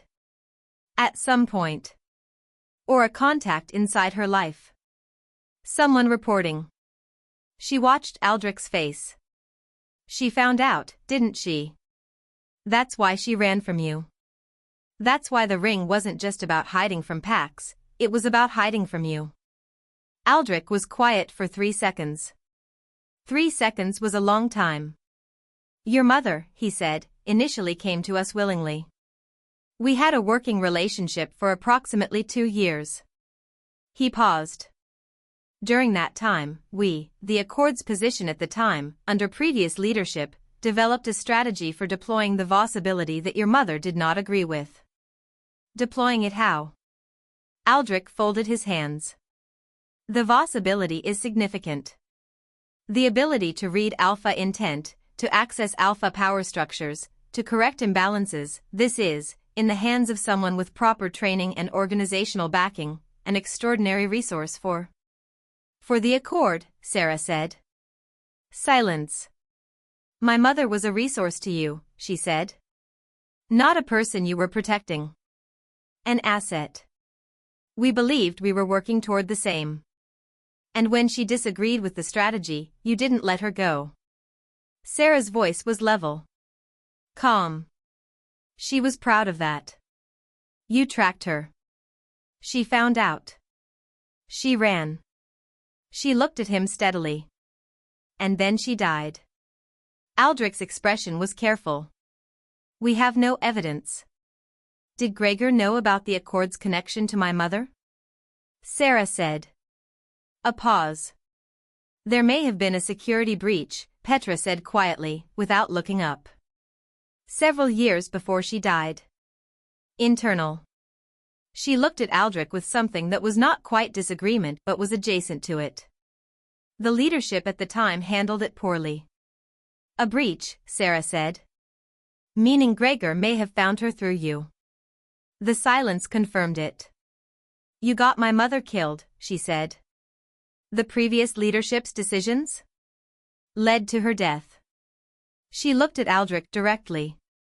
And now you're here, telling me that the Alpha who marked me is building dangerous power structures, while conveniently not mentioning that you want to use me the same way you used her. Aldrich's face finally showed something genuine. Not guilt, something more complicated. The face of someone who has rationalized something for so long they are surprised to find the original shape of it is still visible. We have changed significantly since. Have you? A pause. What we want, Petra said, and now she was the one speaking, directly, without looking at Aldrich, is complicated. There are people in the Accord who see you as a tool. I won't pretend otherwise. She met Sera's eyes. There are also people who believe what we say we believe, that unchecked alpha consolidation is genuinely dangerous, and that the Voss ability is the only existing mechanism for addressing it without full-scale pack war. And which are you? I'm the one who disagreed with how your mother was handled, she said. And who pushed for contact with you to be on your terms. She glanced at Aldrich. Not everyone agreed. Sera looked between them. She felt their intent. Not clean, complicated. Mixed. Genuine conviction threaded through with the specific blindness of people who believed their cause justified their methods. They were not Gregor. They were not clean either. Gregor, she said. What's his current status? Where is he? He holds no formal territory, Aldrich said. Since Caelum took Ashvale, he's operated without a pack. But he has significant resources. Contacts. He's been building something. He paused. We believe he's been targeting alphas who show signs of potential Voss emergence in their territory. Eliminating the threat before it can develop. He'll know about me, she said. He already does, Aldrich confirmed. We believe that was what was watching you at the gathering Friday night. Sera had known it. Knowing it and hearing it confirmed were different feelings. How much time do I have, she said. Before he moves? Aldrich paused. Not long. He'll want to act before your bond with Caelum deepens further. Because a deeper bond makes me harder to access. Because a deeper bond means Caelum would feel any threat to you immediately. He paused. And Caelum Drav is the only alpha on the continent that Gregor is genuinely afraid of. Sera was quiet. She thought about everything at once. Her mother, running for 22 years. The ring on her nightstand. Hess's garden and ancient texts. Aldrich's careful performance of benevolence. Caelum sitting across from her this morning without a desk between them, saying things that cost him. Like I'd been looking for a specific frequency my whole life. She made a decision. I'm going to tell you what I'm going to do, she said. And then this conversation ends and I don't contact you again unless I choose to. Aldrich nodded carefully. I'm going to work with Caelum, she said. To identify Gregor's network and dismantle it. She held Aldrich's gaze. Not for the Accord. Not for pack politics. Because Gregor killed my mother, and if I have something that can help find him, I'm going to use it. And after? Aldrich asked. After is after, she said. I'm not making agreements about what I do with my own abilities on your timeline. Gregor isn't your only threat, he said. If you align fully with Caelum? I'm not aligning with anyone, she said. I'm choosing something. She stood. There's a difference. My mother didn't have anyone to teach her that difference. I do. She looked at Petra. If you have information about Gregor's current location or his network structure, send it to this number. She slid a piece of paper across the table, Lena's number, not her own. Don't follow me. Don't surveil this territory. If I find out you have assets here. We don't, Petra said. Directly. Sera looked at her. Felt her intent. Telling the truth. Good, she said. She walked out. The morning had warmed further. She walked 3 blocks, turned into a narrow side street, and stood still for a moment. Her hands were shaking. She put them flat against the stone building beside her and breathed. Her mother had run for 22 years. From Gregor. From the Accord. From what she was. From what it would have meant to stop running. Sera thought about what that looked like from the inside. The weight of it. The loneliness of it. The ring on the wrist of a child who had no idea she was being hidden, by a mother who had no idea how to do anything else. She pressed her forehead briefly against the cool stone. Then she straightened. She took out her phone. Called Caelum. He picked up on the first ring, same as Aldrich. Different feeling entirely. Gregor knows I'm here, she said. The shape in the trees at the gathering, it was connected to him. And the Accord has a security breach in its history that may have led directly to my mother's death. She paused. I'll tell you everything. But I need you to tell me something first. What? His voice was steady and alert. Marcus, she said. How deep do you think it goes? A long pause. I found something this morning, he said. After you left. His voice was very controlled. Come back. Please. She heard the please. Caelum Drav did not say please easily. She was already walking. Chapter 9. He was in the study this time. Standing at the window, not sitting, with a folder on the desk and an expression she'd never seen on him. Not anger, she'd expected anger. Something beneath anger. Something that had been sitting underneath for a long time and had finally been named. Grief. For a friendship. For 20 years of something he was now re-examining from the beginning. Marin was there too, seated, her face professionally still in a way that said she'd been holding it still with effort. Caelum looked at Sera when she came in. Said nothing for a moment. Then, Gregor has been making payments to a shell company for 3 years. The shell company has 1 employee. He picked up the folder, held it out. The company was set up through a Coldridge address. She took the folder. Opened it. Marcus Vane's name on an incorporation document. 3 years old. She closed the folder. He's been on Gregor's payroll since before he came to me, Caelum said. His voice was flat. The flatness of someone who has processed the shock already and has moved into the colder territory on the other side. How did you find this? She said. I've been quietly auditing PAC financials for the past month, Marin said. The Alpha asked me to start the process after certain behavioral patterns became difficult to ignore. She paused. We found the connection this morning. Sera thought about Marcus at the diner counter. I know him better than anyone. The careful, calibrated protectiveness that was actually surveillance. Does he know you found it? She said. Not yet, Caelum said. Don't tell him, she said immediately. He looked at her. If Marcus goes to ground, Gregor disappears, she said. You said it yourself, you need the full network before you move. She set the folder on the desk. Marcus is the thread.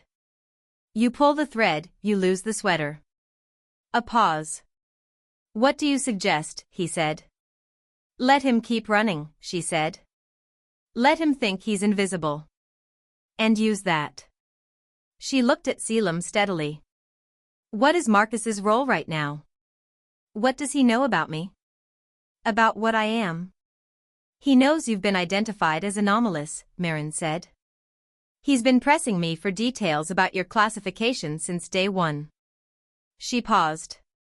He doesn't know the specifics of the Voss bloodline. I'm confident of that, it's not in the accessible pack texts. But Gregor will know, Sera said.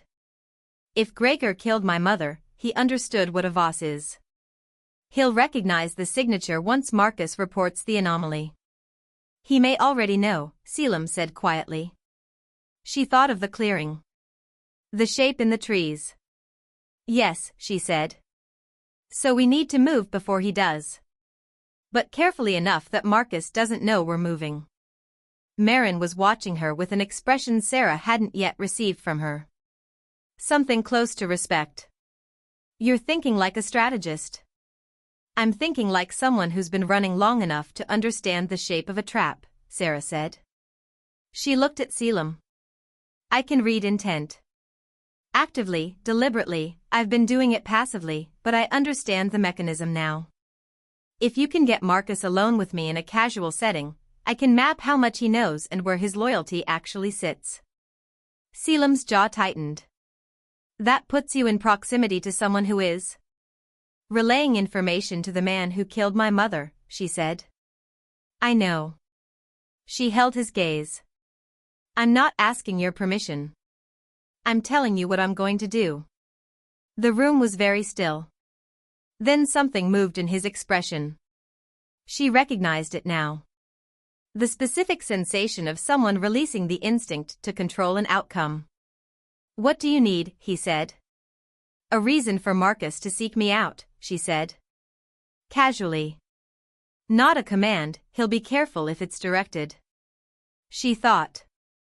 Tell him the bond is progressing faster than expected. That you're concerned about it. That she paused, developing feelings you didn't anticipate. The silence in the room had a different quality. Marin looked at the wall. Caelum looked at Sera. That's, he said, a specific piece of bait. Because it will work, she said simply.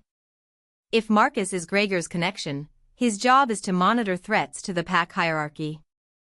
A compromised alpha, an alpha emotionally entangled with an unclassified supernatural, that's exactly the kind of vulnerability Gregor would want to know about. And Marcus will come to you, Caelum said. To assess me. To figure out how much of a hold I have. She held his gaze. I'll read his intent. Map his knowledge. And we'll know what we're actually dealing with. A pause. It's a good plan, Marin said quietly. Caelum's eyes hadn't moved from Sera. If he figures out what you're doing, he started. He won't. She met his gaze. I've been reading people without them knowing since I was 15. I just didn't know why it worked. Another pause. Something in his face. Something she was beginning to know the shape of now, after enough hours with the bond open between them. He didn't like the risk.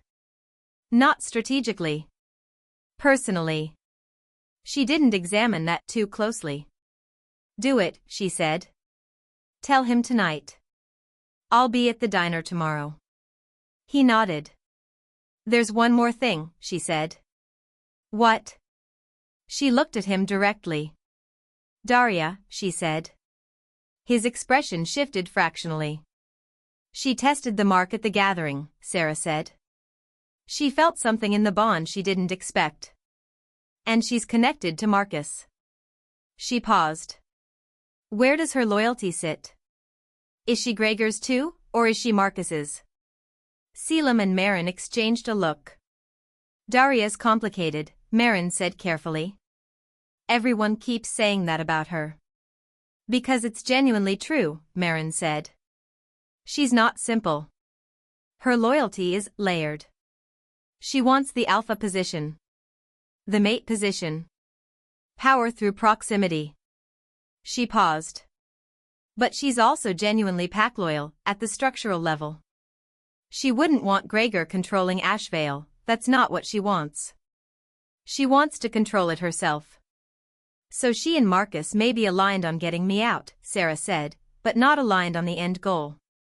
Correct. Sera filed that carefully. 2 different threats. 2 different shapes. 2 different ways to be wrong about them. I'll handle Daria separately, she said. Let me worry about that. Caelum looked like he very much did not want to let her worry about anything separately. She gave him a look. He held it for a moment. Then, fine. She turned to leave. Sera. She stopped. What the Accord said.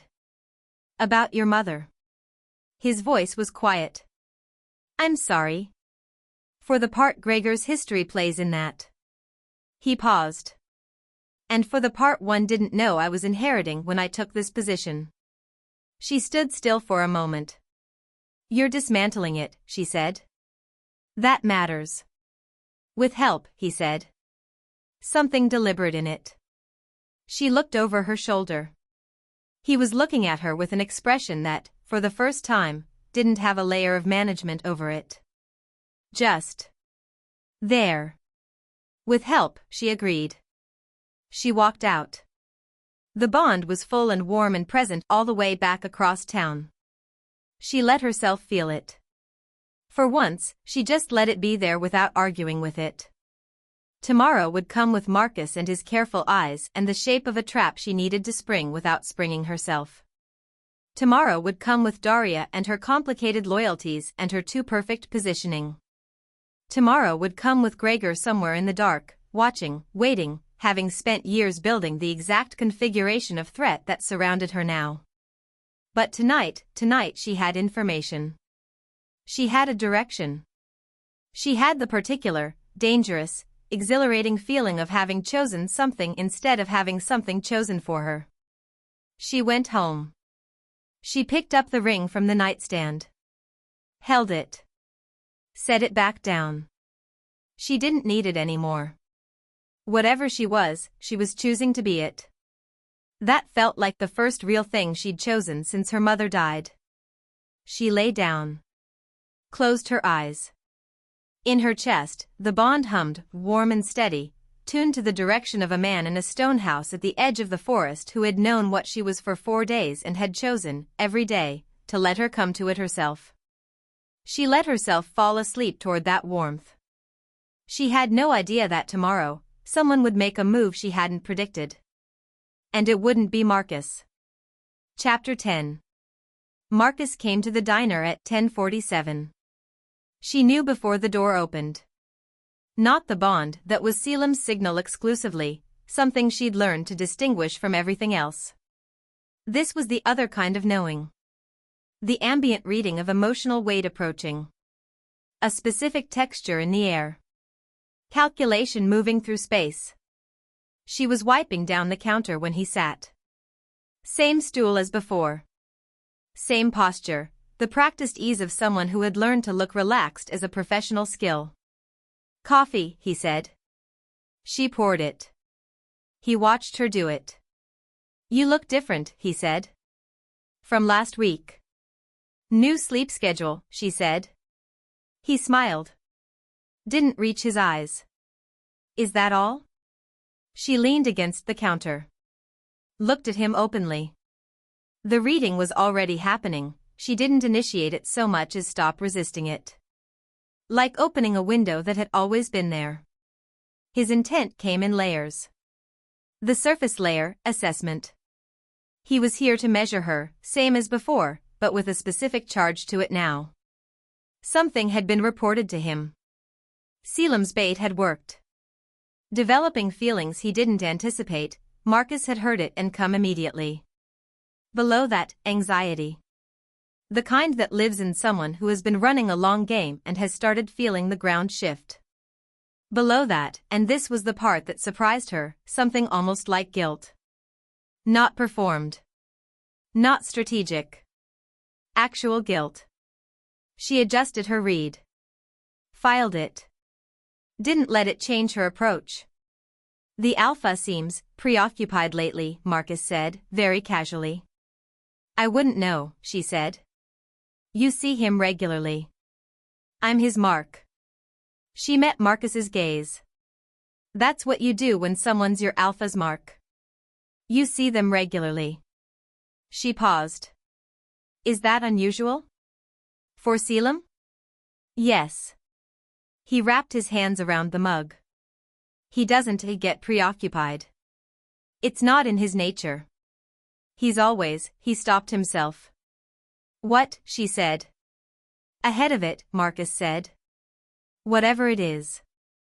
He's always 3 moves ahead. His expression shifted. Something almost fond underneath the calculation. Since you arrived, he's been different. More present. Less. He seemed to search for it. Less managed. Sera thought about the sitting room this morning. The folder on the desk. The specific quality of grief in the face of someone examining 20 years of friendship and finding a lie running through the middle of it. You don't know yet, she thought, looking at Marcus. What he found this morning. How much has already changed? She kept her face still. I don't know what to tell you, she said. He marked me because of territorial obligation. Whatever else you're seeing. Is it a territorial obligation? Marcus said. Quiet. Direct. His eyes on hers. Is that actually what it is, Sera? She let him hold her gaze. She felt his intent on the question. He genuinely didn't know. He was asking because he was trying to figure out if she was a threat to Caelum or something else. Something real. And he was asking it not as Gregor's asset but as the part of him that was still, underneath everything, the person who'd been Caelum's closest friend. Those 2 things were happening simultaneously in the same person. She made a judgment call. What do you think it is, she said. He looked at his coffee. I think, he said slowly, that he hasn't allowed himself to feel anything real since Vera. And I think, he stopped. His jaw moved. I think you arrived and something cracked. He looked up. I've been watching him for 4 years. I know what nothing looks like on him. This isn't nothing. And that worries you. Everything worries me when it comes to him. His voice had something raw in it. He stopped again. Do you know how many times someone's tried to exploit what he feels? Since Vera. Since he built the wall. They try anyway. They think they can find the edge of it. And can they? No. He met her eyes. Which is why you worry me. Because you're not at the edge of the wall. He held her gaze. You're already through it. Silence. She felt the truth of that in her own chest. The bond confirmed it without being asked. Marcus, she said quietly. He looked at her. She made another judgment call. A bigger one. I know about the shell company, she said. The color in his face shifted. Something went very still in him. I know about the payments. I know about the connection to Gregor. She kept her voice level and low. Not accusatory. Not threatening. I know that you came here 17 years ago from Gregor's territory. He didn't move. I also know, she said, that when I read your intent right now, underneath all of it, you are not the same person who set up that company 3 years ago. A long moment. What does that mean, he said. His voice was barely above a whisper. It means I think Gregor had leverage on you, she said. Early. When you were young. And that it became a structure you couldn't find the exit to. She held his gaze. And that the guilt you're carrying about it is real. His throat moved. You can read. Intent, yes, she said. Not thoughts. Not specific information. The emotional truth underneath. She paused.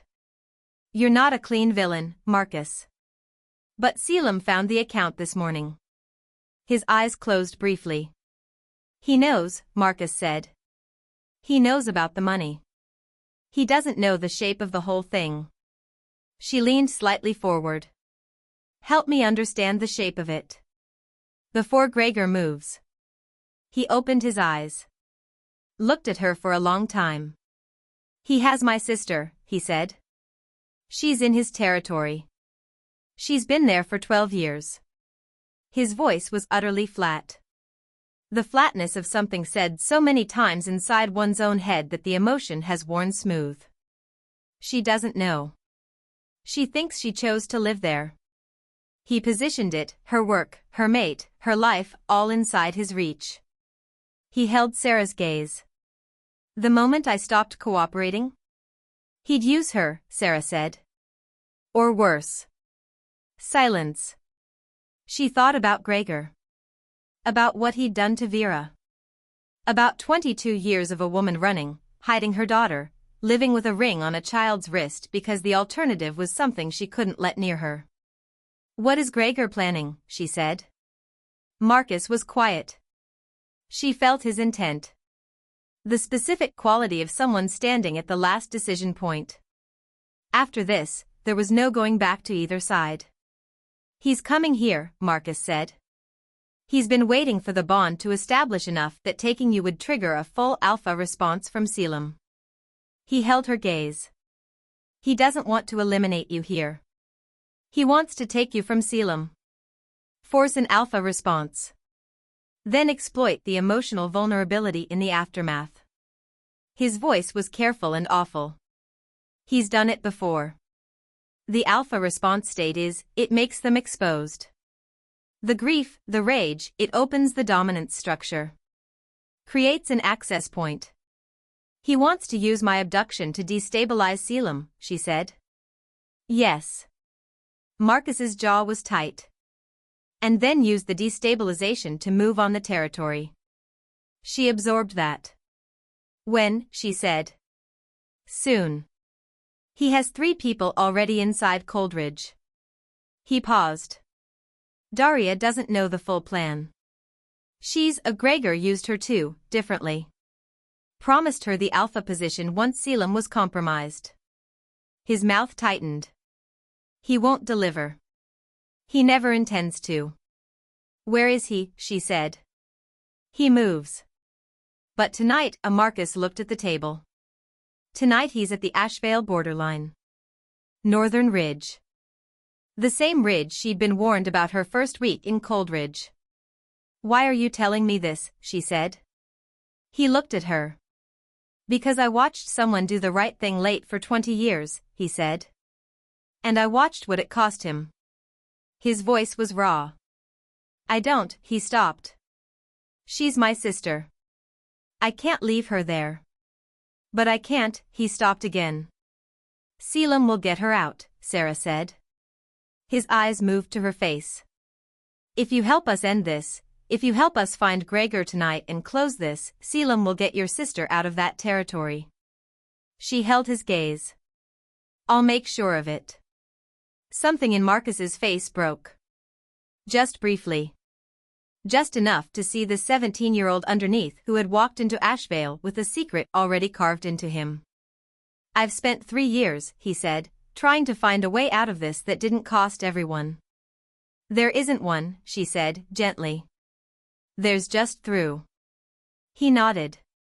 Tonight, he said. Northern Ridge. I'll show you. Not you and me, she said.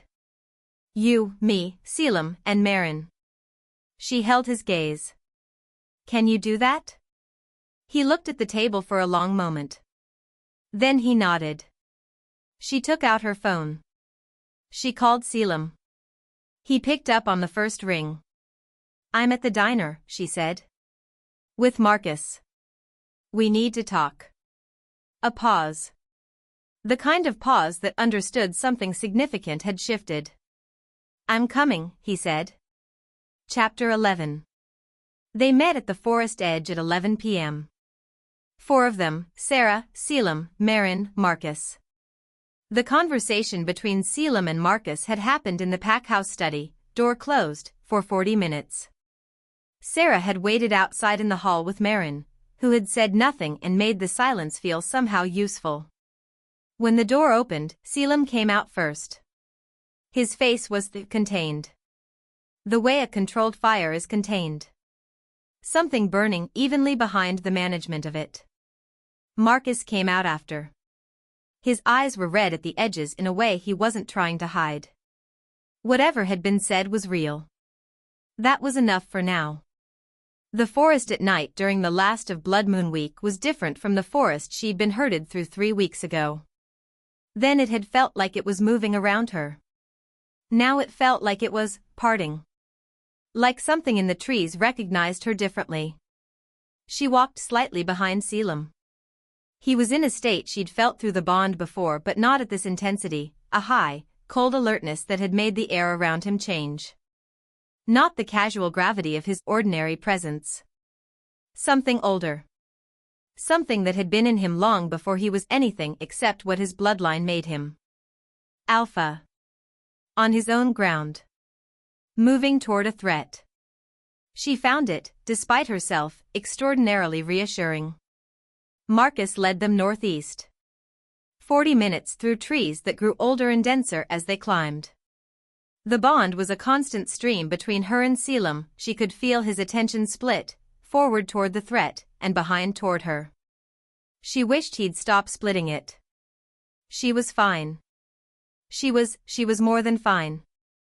Without the ring, in the forest at night, she felt like herself in a way that had a specific quality of completion to it. Like she'd been walking slightly outside her own body for 22 years and had stepped back into it. She felt Gregor before she saw the signs of him. About 300 meters from the ridge. A signature. Old and dense and wrong in the way certain things are wrong, not broken exactly but twisted. Like a frequency that had been deliberately distorted from its original pitch. She touched Caelum's arm. He stopped immediately. She leaned up and put her mouth near his ear, the intimacy of it completely practical, completely necessary. "He's close," she said, barely sound at all. 300 meters. Maybe less. She paused. His dominant structure is damaged. Old damage. He compensates for it with something else. Something he's built. She pulled back slightly. Met his eyes in the dark. "Daria," Caelum said, breath only. She stared at him. "She's his anchor," he said. He's been running his dominance through her for years. She doesn't know it fully, she thinks he's an ally. But he's been drawing from her energy to supplement his own. His jaw was hard. That's why she tested the bond. He sent her to assess whether the Voss bond had activated his vulnerability already. That's why the bond reacted to her touch, Sera said. It recognized the connection, he said. Gregor through Daria. The bond protected the mark. She absorbed that. If we break his hold on Daria, she started.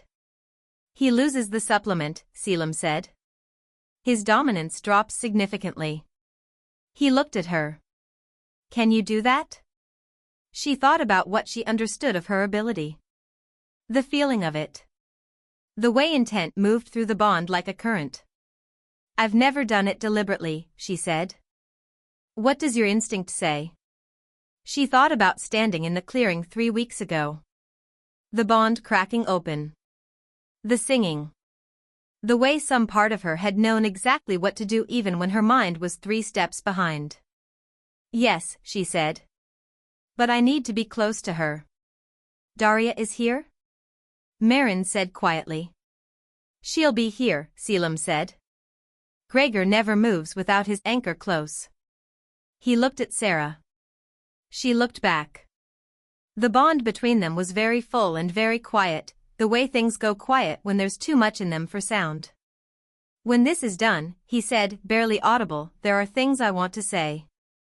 Say them after, she said. He nodded. They moved. The ridge opened up ahead, stone and moon and a drop on the far side that fell away into darkness. 4 figures were already there. Gregor. She recognized him instantly from the distorted frequency of his signature.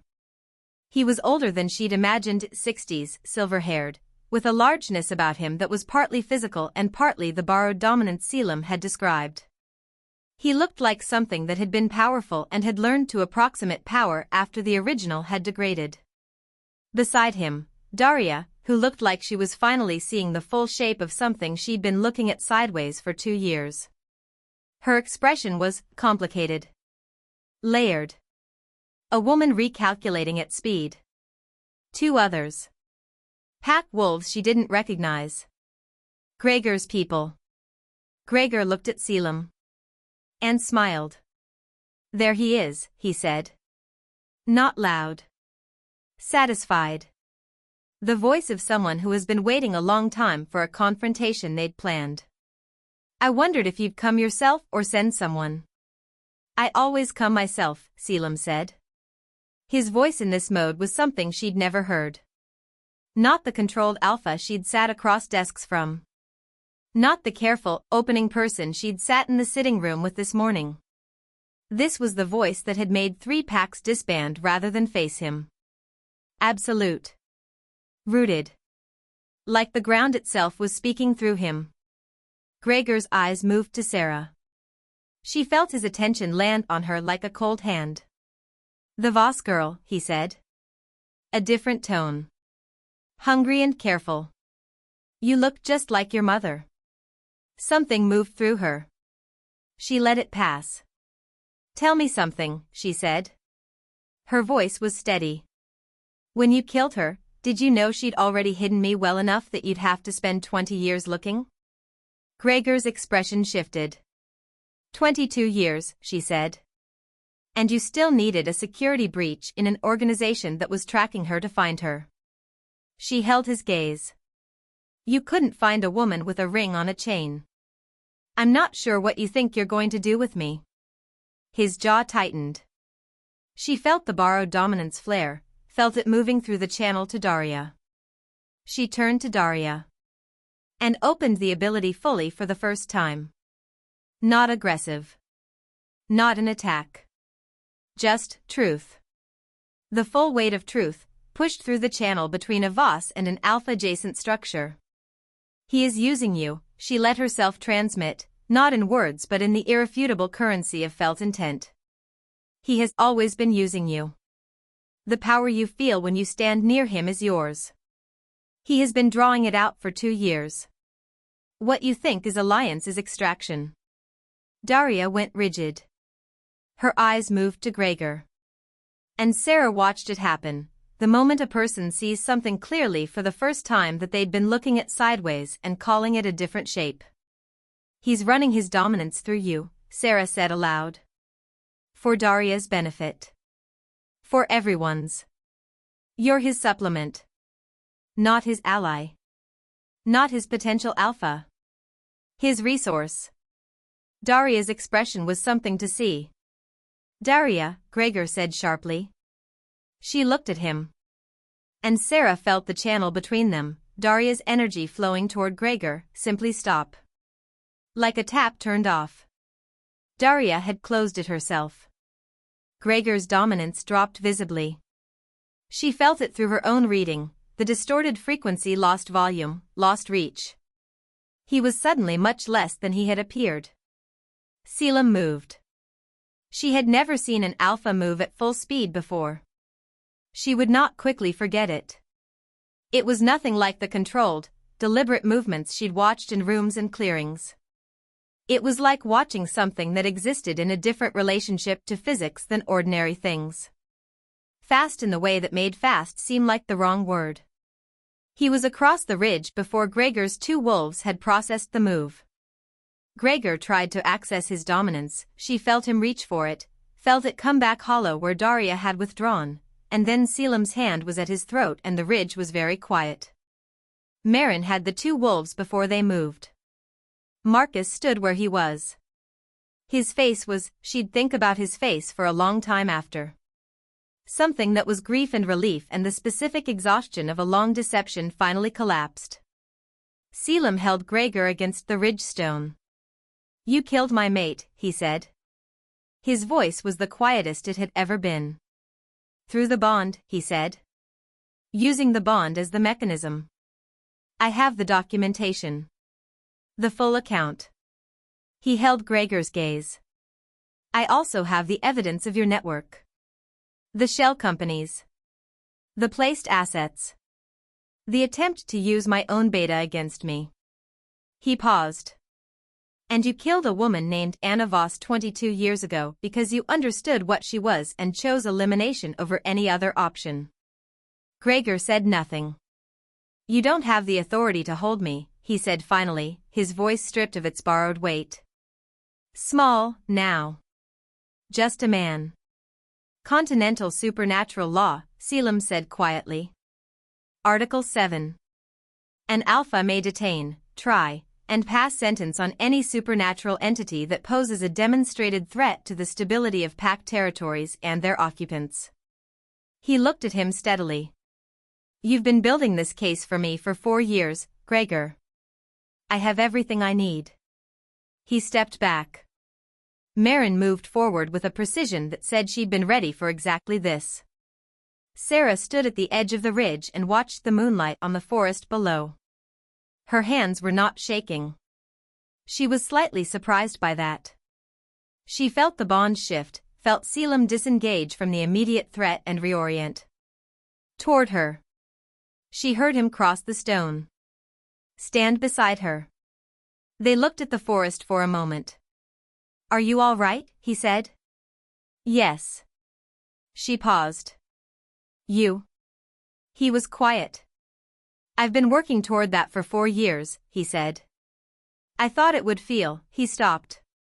"Different?" "Larger," he said. She understood that. She'd expected her mother's death to be resolved by something enormous. The truth was it was resolved by a hard conversation in a diner and a decision made on a stone ridge by moonlight. Resolution was rarely the size of the wound. "Marcus's sister," she said. "I'll have a team in Gregor's former territory by morning," he said. "She'll be extracted safely. I promise." She nodded. On the other side of the ridge, she was aware of Daria. Standing apart from the others. Processing something enormous. She didn't know, Sera said. The full extent. She knew she wanted something from Gregor. She didn't know what he was taking from her. "I know," Caelum said.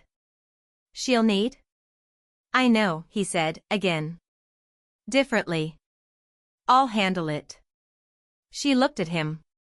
He was looking at the forest. The bond between them was very full. Almost uncomfortably full. Like a container that had been sized for less than it currently held. She thought about what he'd said in the dark before they moved. "There are things I want to say." "Say them," she said.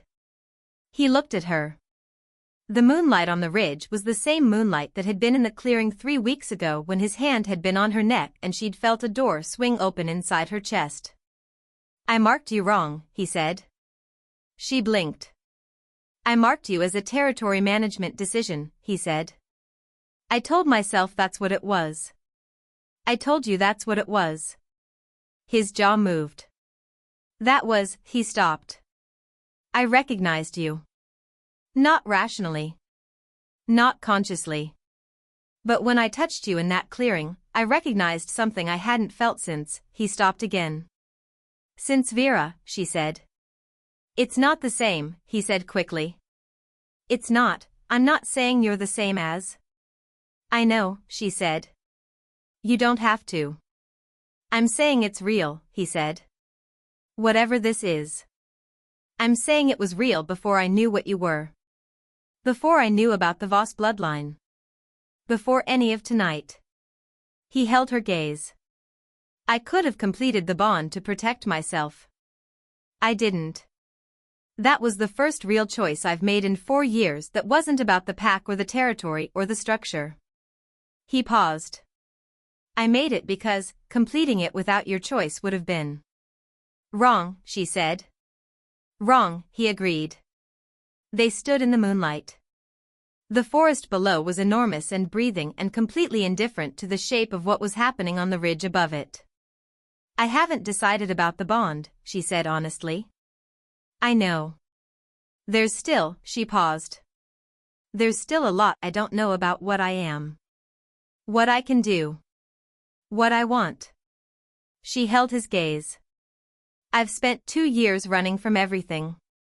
I need to stop running before I can choose to stay. He nodded. No pressure in it. No alpha demand. Just a man, on a ridge, hearing something difficult and receiving it without making it about himself. She'd thought that was impossible for him. She'd been wrong about several things. The bond, she said. I want to keep it. As it is. For now. She met his eyes. Not completed. But not broken either. She paused. Is that something you can live with? He looked at her for a long moment. Yes, he said. Simple. Clean. She breathed. The bond hummed between them, not straining toward completion, not fighting the limit. Just present. Real. Something that had been forced into existence and had somehow, through the most unlikely sequence of events, become something she recognized as hers. Come on, she said. We should get back. He fell into step beside her. Their hands brushed once on the uneven ground. Neither of them moved away. Chapter 12. 3 weeks after the ridge. Coldridge in late autumn looked like a different town from the one she'd arrived in. The trees had turned reds and golds so heavy the branches bent with them. The light was different. Lower. More careful. Or maybe she was reading it differently now that she'd stopped running. The diner was the same. The coffee was the same. Lena was the same, though she'd developed the habit of giving Sera significant looks whenever Caelum came in, which was often enough that the looks had lost some of their power through repetition. He came in most mornings. Not always with purpose. Sometimes he sat at the counter with a coffee and a folder of whatever needed deciding, and they talked about pack business or the investigation's ongoing legal proceedings or nothing in particular. Sometimes he came in and simply sat and she poured coffee and it was normal. Disturbingly, comfortably normal. The investigation had moved fast. Gregor was in supernatural detention pending a full continental hearing. The network Marcus had been part of was being systematically documented. Caelum and Marin had spent 2 weeks on nothing else. 3 of Gregor's placed contacts inside Coldridge had been identified and removed. Marcus's sister had been extracted from Gregor's former territory on the 2nd morning after the ridge. She was safe. She was in Coldridge now, in a temporary arrangement, beginning to understand the shape of a story she hadn't known she was inside. Marcus himself was in a complicated position that was being handled with more nuance than Sera had expected from pack law. He had cooperated fully. The information he'd provided had been critical. Caelum had not expelled him, had not stripped his rank, but the beta position was suspended pending the hearing's outcome and Marcus's full accounting. She'd seen them together twice, briefly, from a distance. The particular careful distance of 2 people who'd known each other long enough that the damage was in proportion to the closeness. She thought they'd find their way through it. She thought it would take time. She thought that was correct and that they both knew it. Daria was a different story. She'd requested a conversation with Sera 4 days after the ridge. They'd met at the old stone wall behind the diner, Sera's spot, somehow, though she'd never declared it.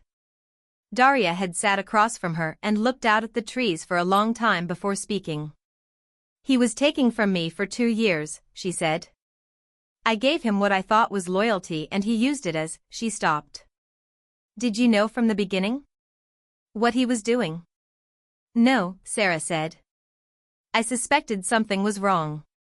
I didn't know the mechanism until Caelum explained it. Daria nodded. I've been trying to understand what's real about the last 2 years. She looked at her hands.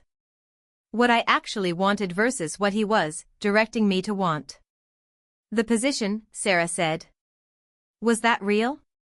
Before him? Yes, Daria said, without hesitation. I wanted it before I knew him. I want it still. She glanced at Sera. Not through him. Not through someone else. I want to earn it. She paused. I wanted the alpha position partly because I thought I could run things better than watching men take them apart. Her voice was dry but her eyes were honest. That hasn't changed. Then fight for it, Sera said. Legitimately. Through the pack structure. There's not a position available. No, Sera agreed. But Caelum is talking to the other territory alphas about a different kind of structure than Gregor was trying to build. Multiple pack representatives. Shared governance. She met Daria's eyes. That kind of structure has room for people who want to lead. People who've earned it. Daria was quiet. Why are you telling me this, she said. You have every reason to. To what? Sera said. Hold it against you that someone exploited your ambition and your energy for 2 years without your full knowledge? She shook her head. You closed the channel. On the ridge. The moment you understood. She held her gaze. That's not nothing. Daria looked at the trees. I wasn't kind to you, she said. When you arrived. No, Sera agreed. But your reasons were comprehensible. She paused. I'm more interested in what you do next than in accounting for what happened before the ridge. Another silence. I don't know what to do with you, Daria said. Not unkindly. Nobody does, Sera said. I'm genuinely novel. Something crossed Daria's face. Not quite a smile. But the architecture of one. It was, Sera thought, the beginning of something she hadn't anticipated. Not friendship, not yet. But the absence of enmity. Sometimes that was enough to start with. Hessa came to the diner the following Thursday. Sat at the counter. Let Sera pour her tea. Looked at her with those impossibly alert eyes. You stopped wearing the ring, she said. Weeks ago, Sera confirmed. And? Sera considered it. The question had a lot of room in it. I feel like myself, she said. Whatever that is. Are you closer to understanding what that is? She thought about the ridge. The ability opening fully. The channel closing. The felt truth moving through the bond like something she'd been built for and hadn't known. Yes, she said. I think the Voss ability is less about destruction than the old texts made it sound. She paused. It's about truth. About what's actually happening underneath power structures. She looked at the window. It's about being able to see the real thing when everyone else is looking at the performance of it. Hessa was quiet. Your mother had that ability too, she said. Though she never used it fully. Sera turned. You knew her better than you said at our first meeting. Hessa's eyes were soft. A little, she admitted. She was remarkable, child. Frightened and remarkable. She paused. She would have things to say about you. All of them good. Sera's throat tightened. She poured more tea. Let herself feel it for a moment.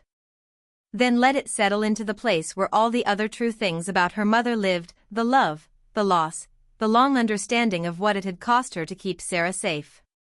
She'd spent 2 years running from what her mother had been. She was done running. The evening that changed the last shape of things was ordinary in its approach. October light going gold-red through the diner windows. The tail end of the day shift. Lena had gone home. The last customers had cleared out. Sera was finishing the wipe down when the door opened. She knew without looking. She always knew. He came in and sat at the counter, the stool that had become his, through repetition, through something more deliberate than routine, and looked at her. Long day, she said.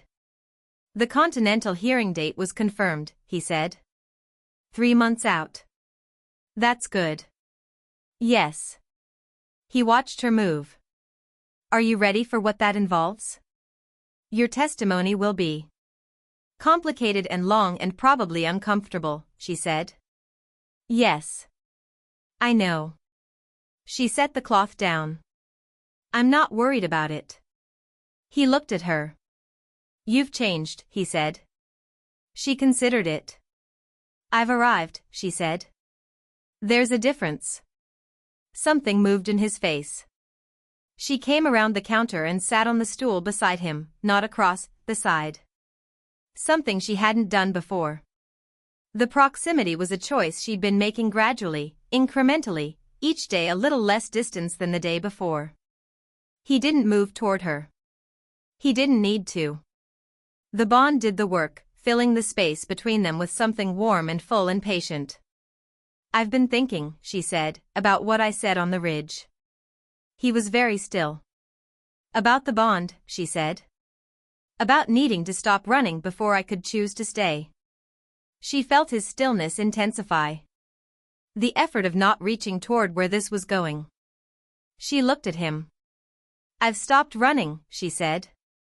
The bond, already present, already real, went through a shift she felt through her whole body. Like a house settling into its foundation. Like the difference between a fire that might go out and one that has caught completely. Not the forced completion. Not the strategic bond that would have neutralized her ability. Something she was choosing. That they were both choosing. His eyes held hers. Sera, he said. Just her name. Just the one word, in his voice, with all of the managed distance finally set down. She reached out. Put her hand over his on the counter. His hand turned over. Held hers. With a care she recognized as something he hadn't offered the world in 4 years. It's not going to be simple, she said. No, he agreed. The Continental hearing. The new governance structure. Whatever I'm still figuring out about what I can do. She paused. You're controlling and I'm not controllable. That's going to come up. Something crossed his face. Almost a smile. I know, he said. You'll be wrong sometimes, she said. So will you. Yes, she agreed. I will. She looked at him. But I'm staying. I want that to be clear. That's not the bond. That's not obligation. She met his eyes. That's me, choosing this, with whatever I am. The evening light was doing something particular through the diner window, hitting the counter and the coffee maker and the 2 people sitting there with a kind of attention that light sometimes has at the end of October. Like it knows it's leaving soon and wants to illuminate things completely before it goes. He lifted his other hand. Put it against the side of her face gently, with that terrifying gentleness he kept underneath everything. She pressed into it slightly. I've been looking for a specific frequency, he said quietly, for a long time. You said that, she said. On the ridge. I'm saying it again. He met her eyes. Because now you're staying, and I want you to know it's true on this side of the decision too. He paused. Not the Alpha saying it. Me. She looked at him. The bond was full and warm and entirely theirs, not forced, not strategic, not a territorial claim stamped onto an unwilling person in a moonlit clearing. Something real. Something built from 3 weeks of truth-telling and careful choices and 2 people who'd both been running from different things and had somehow ended up stopped in the same place. She closed the last of the distance. When she kissed him, the bond sang. Not like the first night. Not that crack of a door opening onto an unknown interior. Like coming home to a room she now recognized from the inside. He kissed her back with 4 years of held-back warmth and the specific quality of someone who had been very, very patient and had found, on the other side of the patience, something real. Outside, the October light finished its last particular illumination and went gently. Inside the diner, for a long time, nothing needed to be said. 6 months later.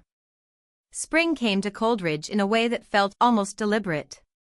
Like the forest had been waiting out the winter and had decided, all at once, that it had been patient enough. Sera walked the northern path, her path now, worn into habit through 6 months of morning walks, with her hands in her jacket pockets and the forest breathing its new growth smell all around her. Pine and wet earth and green things pushing up through the last of the cold. She'd been formally classified 3 months ago.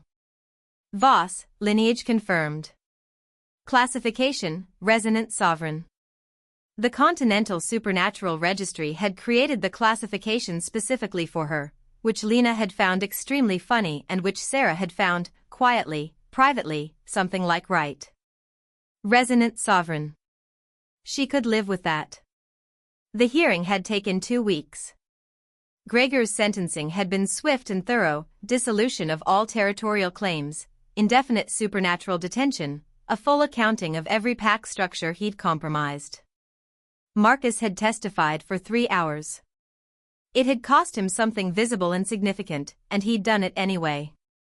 His beta rank had been formally reinstated 2 weeks after the verdict. The conversation between him and Caelum that followed had lasted 6 hours and she hadn't asked what was said. She didn't need to. Some things repaired themselves if you gave them the right conditions. Some things required work. Some things needed both. Daria had been appointed to the new Continental Governance Council as Ashvile's representative to the shared territory negotiations. She'd accepted the position with the particular energy of someone who had found the right door after a long time knocking on the wrong one. She and Sera had coffee on Thursdays now. It was, against all reasonable prediction, one of Sera's favorite parts of the week.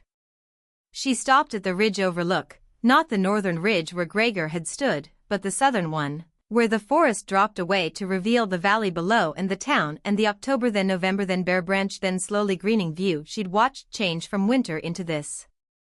She felt him before she heard him. She always felt him. He came up beside her. Stood in the way he stood, complete, unforced, as present as the trees. "Marin's looking for you," she said. "Marin can wait 5 minutes," he said. She looked at him. He was looking at the valley. The morning light on his face. The particular quality he had now, since the ridge, since the diner, since the choice, something that had been very tight had loosened in him by degrees. Like a fist unclenching over months. Not soft. He would never be soft exactly. But open. Available. Not performing anything. She thought about the photograph in the study. The teenage boy who hadn't yet grown into the weight of himself. She thought he'd found that person again. Not the same, nothing was the same after what it had been through. But present. Available. Real. He turned from the valley and looked at her. She looked back. The bond between them was so familiar now it had become background, the way your own heartbeat becomes background. Constant. Necessary. So woven into ordinary life that you only noticed it specifically in moments like this one. "There's a thing," he said, which was his way of prefacing something he'd thought about but wasn't sure how to deliver. "Tell me the thing," she said. "The new governance framework," he said. "The council structure. It's going to need someone who can assess intent. Authentically. Not politically." He met her eyes. Someone who can walk into a room full of alpha politics and read what's actually happening underneath. She felt where he was going. "You want me to take a formal role," she said. "I want to ask if you'd consider it," he said carefully. Not pack obligation," she said. "No," he confirmed. "Not that." His eyes held hers. "Your choice. Your terms." He paused. But I think you'd be extraordinary at it. She thought about it. She thought about her mother, who had run for 22 years and hidden herself so completely that the hiding had become the life. She thought about what it felt like to stand on the ridge with the ability fully open, not as a weapon, not as a burden, but as something she was. Something useful. Something hers. I'll think about it, she said. He nodded. They stood together on the overlook for a moment longer. The valley below. The town. The forest in its slow green return. Marin will actually come looking, she said. Probably, he agreed. Neither of them moved.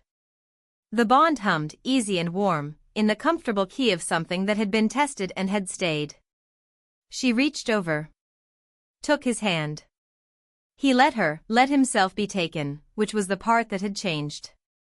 The allowing of it. The open hand instead of the closed one.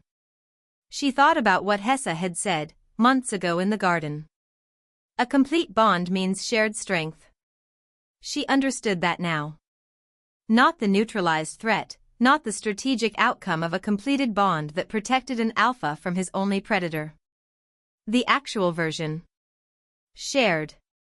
Two people with separate natures and separate histories and separate kinds of power, choosing to stand together on an overlook in the spring light and hold hands while Marin waited. She squeezed his hand. He squeezed back. Okay, she said. Let's go. They walked back through the forest together. The trees closed behind them the way trees do, not dramatically, not like an ending, but with the ordinary permanence of living things that will be there tomorrow and the day after and long past the moment anyone is watching them. The bond moved between them like a steady current. Like something that had found the shape it was always meant to hold. Like something that would not be undone. The end. Somewhere in Coldridge, a diner has a counter stool that belongs to someone who doesn't ask for it. Somewhere on a ridge, the forest remembers the shape of a decision made in moonlight. She didn't kill him. He didn't cage her. What they built instead, out of a forced bond and a hidden bloodline and 4 years of separate grief and 3 weeks of truth-telling, turned out to be the thing neither of them had been looking for. Which is usually exactly how the real things arrive. What part stayed with you the most? Was it the clearing, where everything began wrong and became something real? Was it the ridge, where truth moved through a bond like a current? Or was it the quiet moments in between, a stone wall, a shared apple, a hand turned over on a diner counter? If this story found you, come back. There are more worlds like this one waiting. Thanks for watching.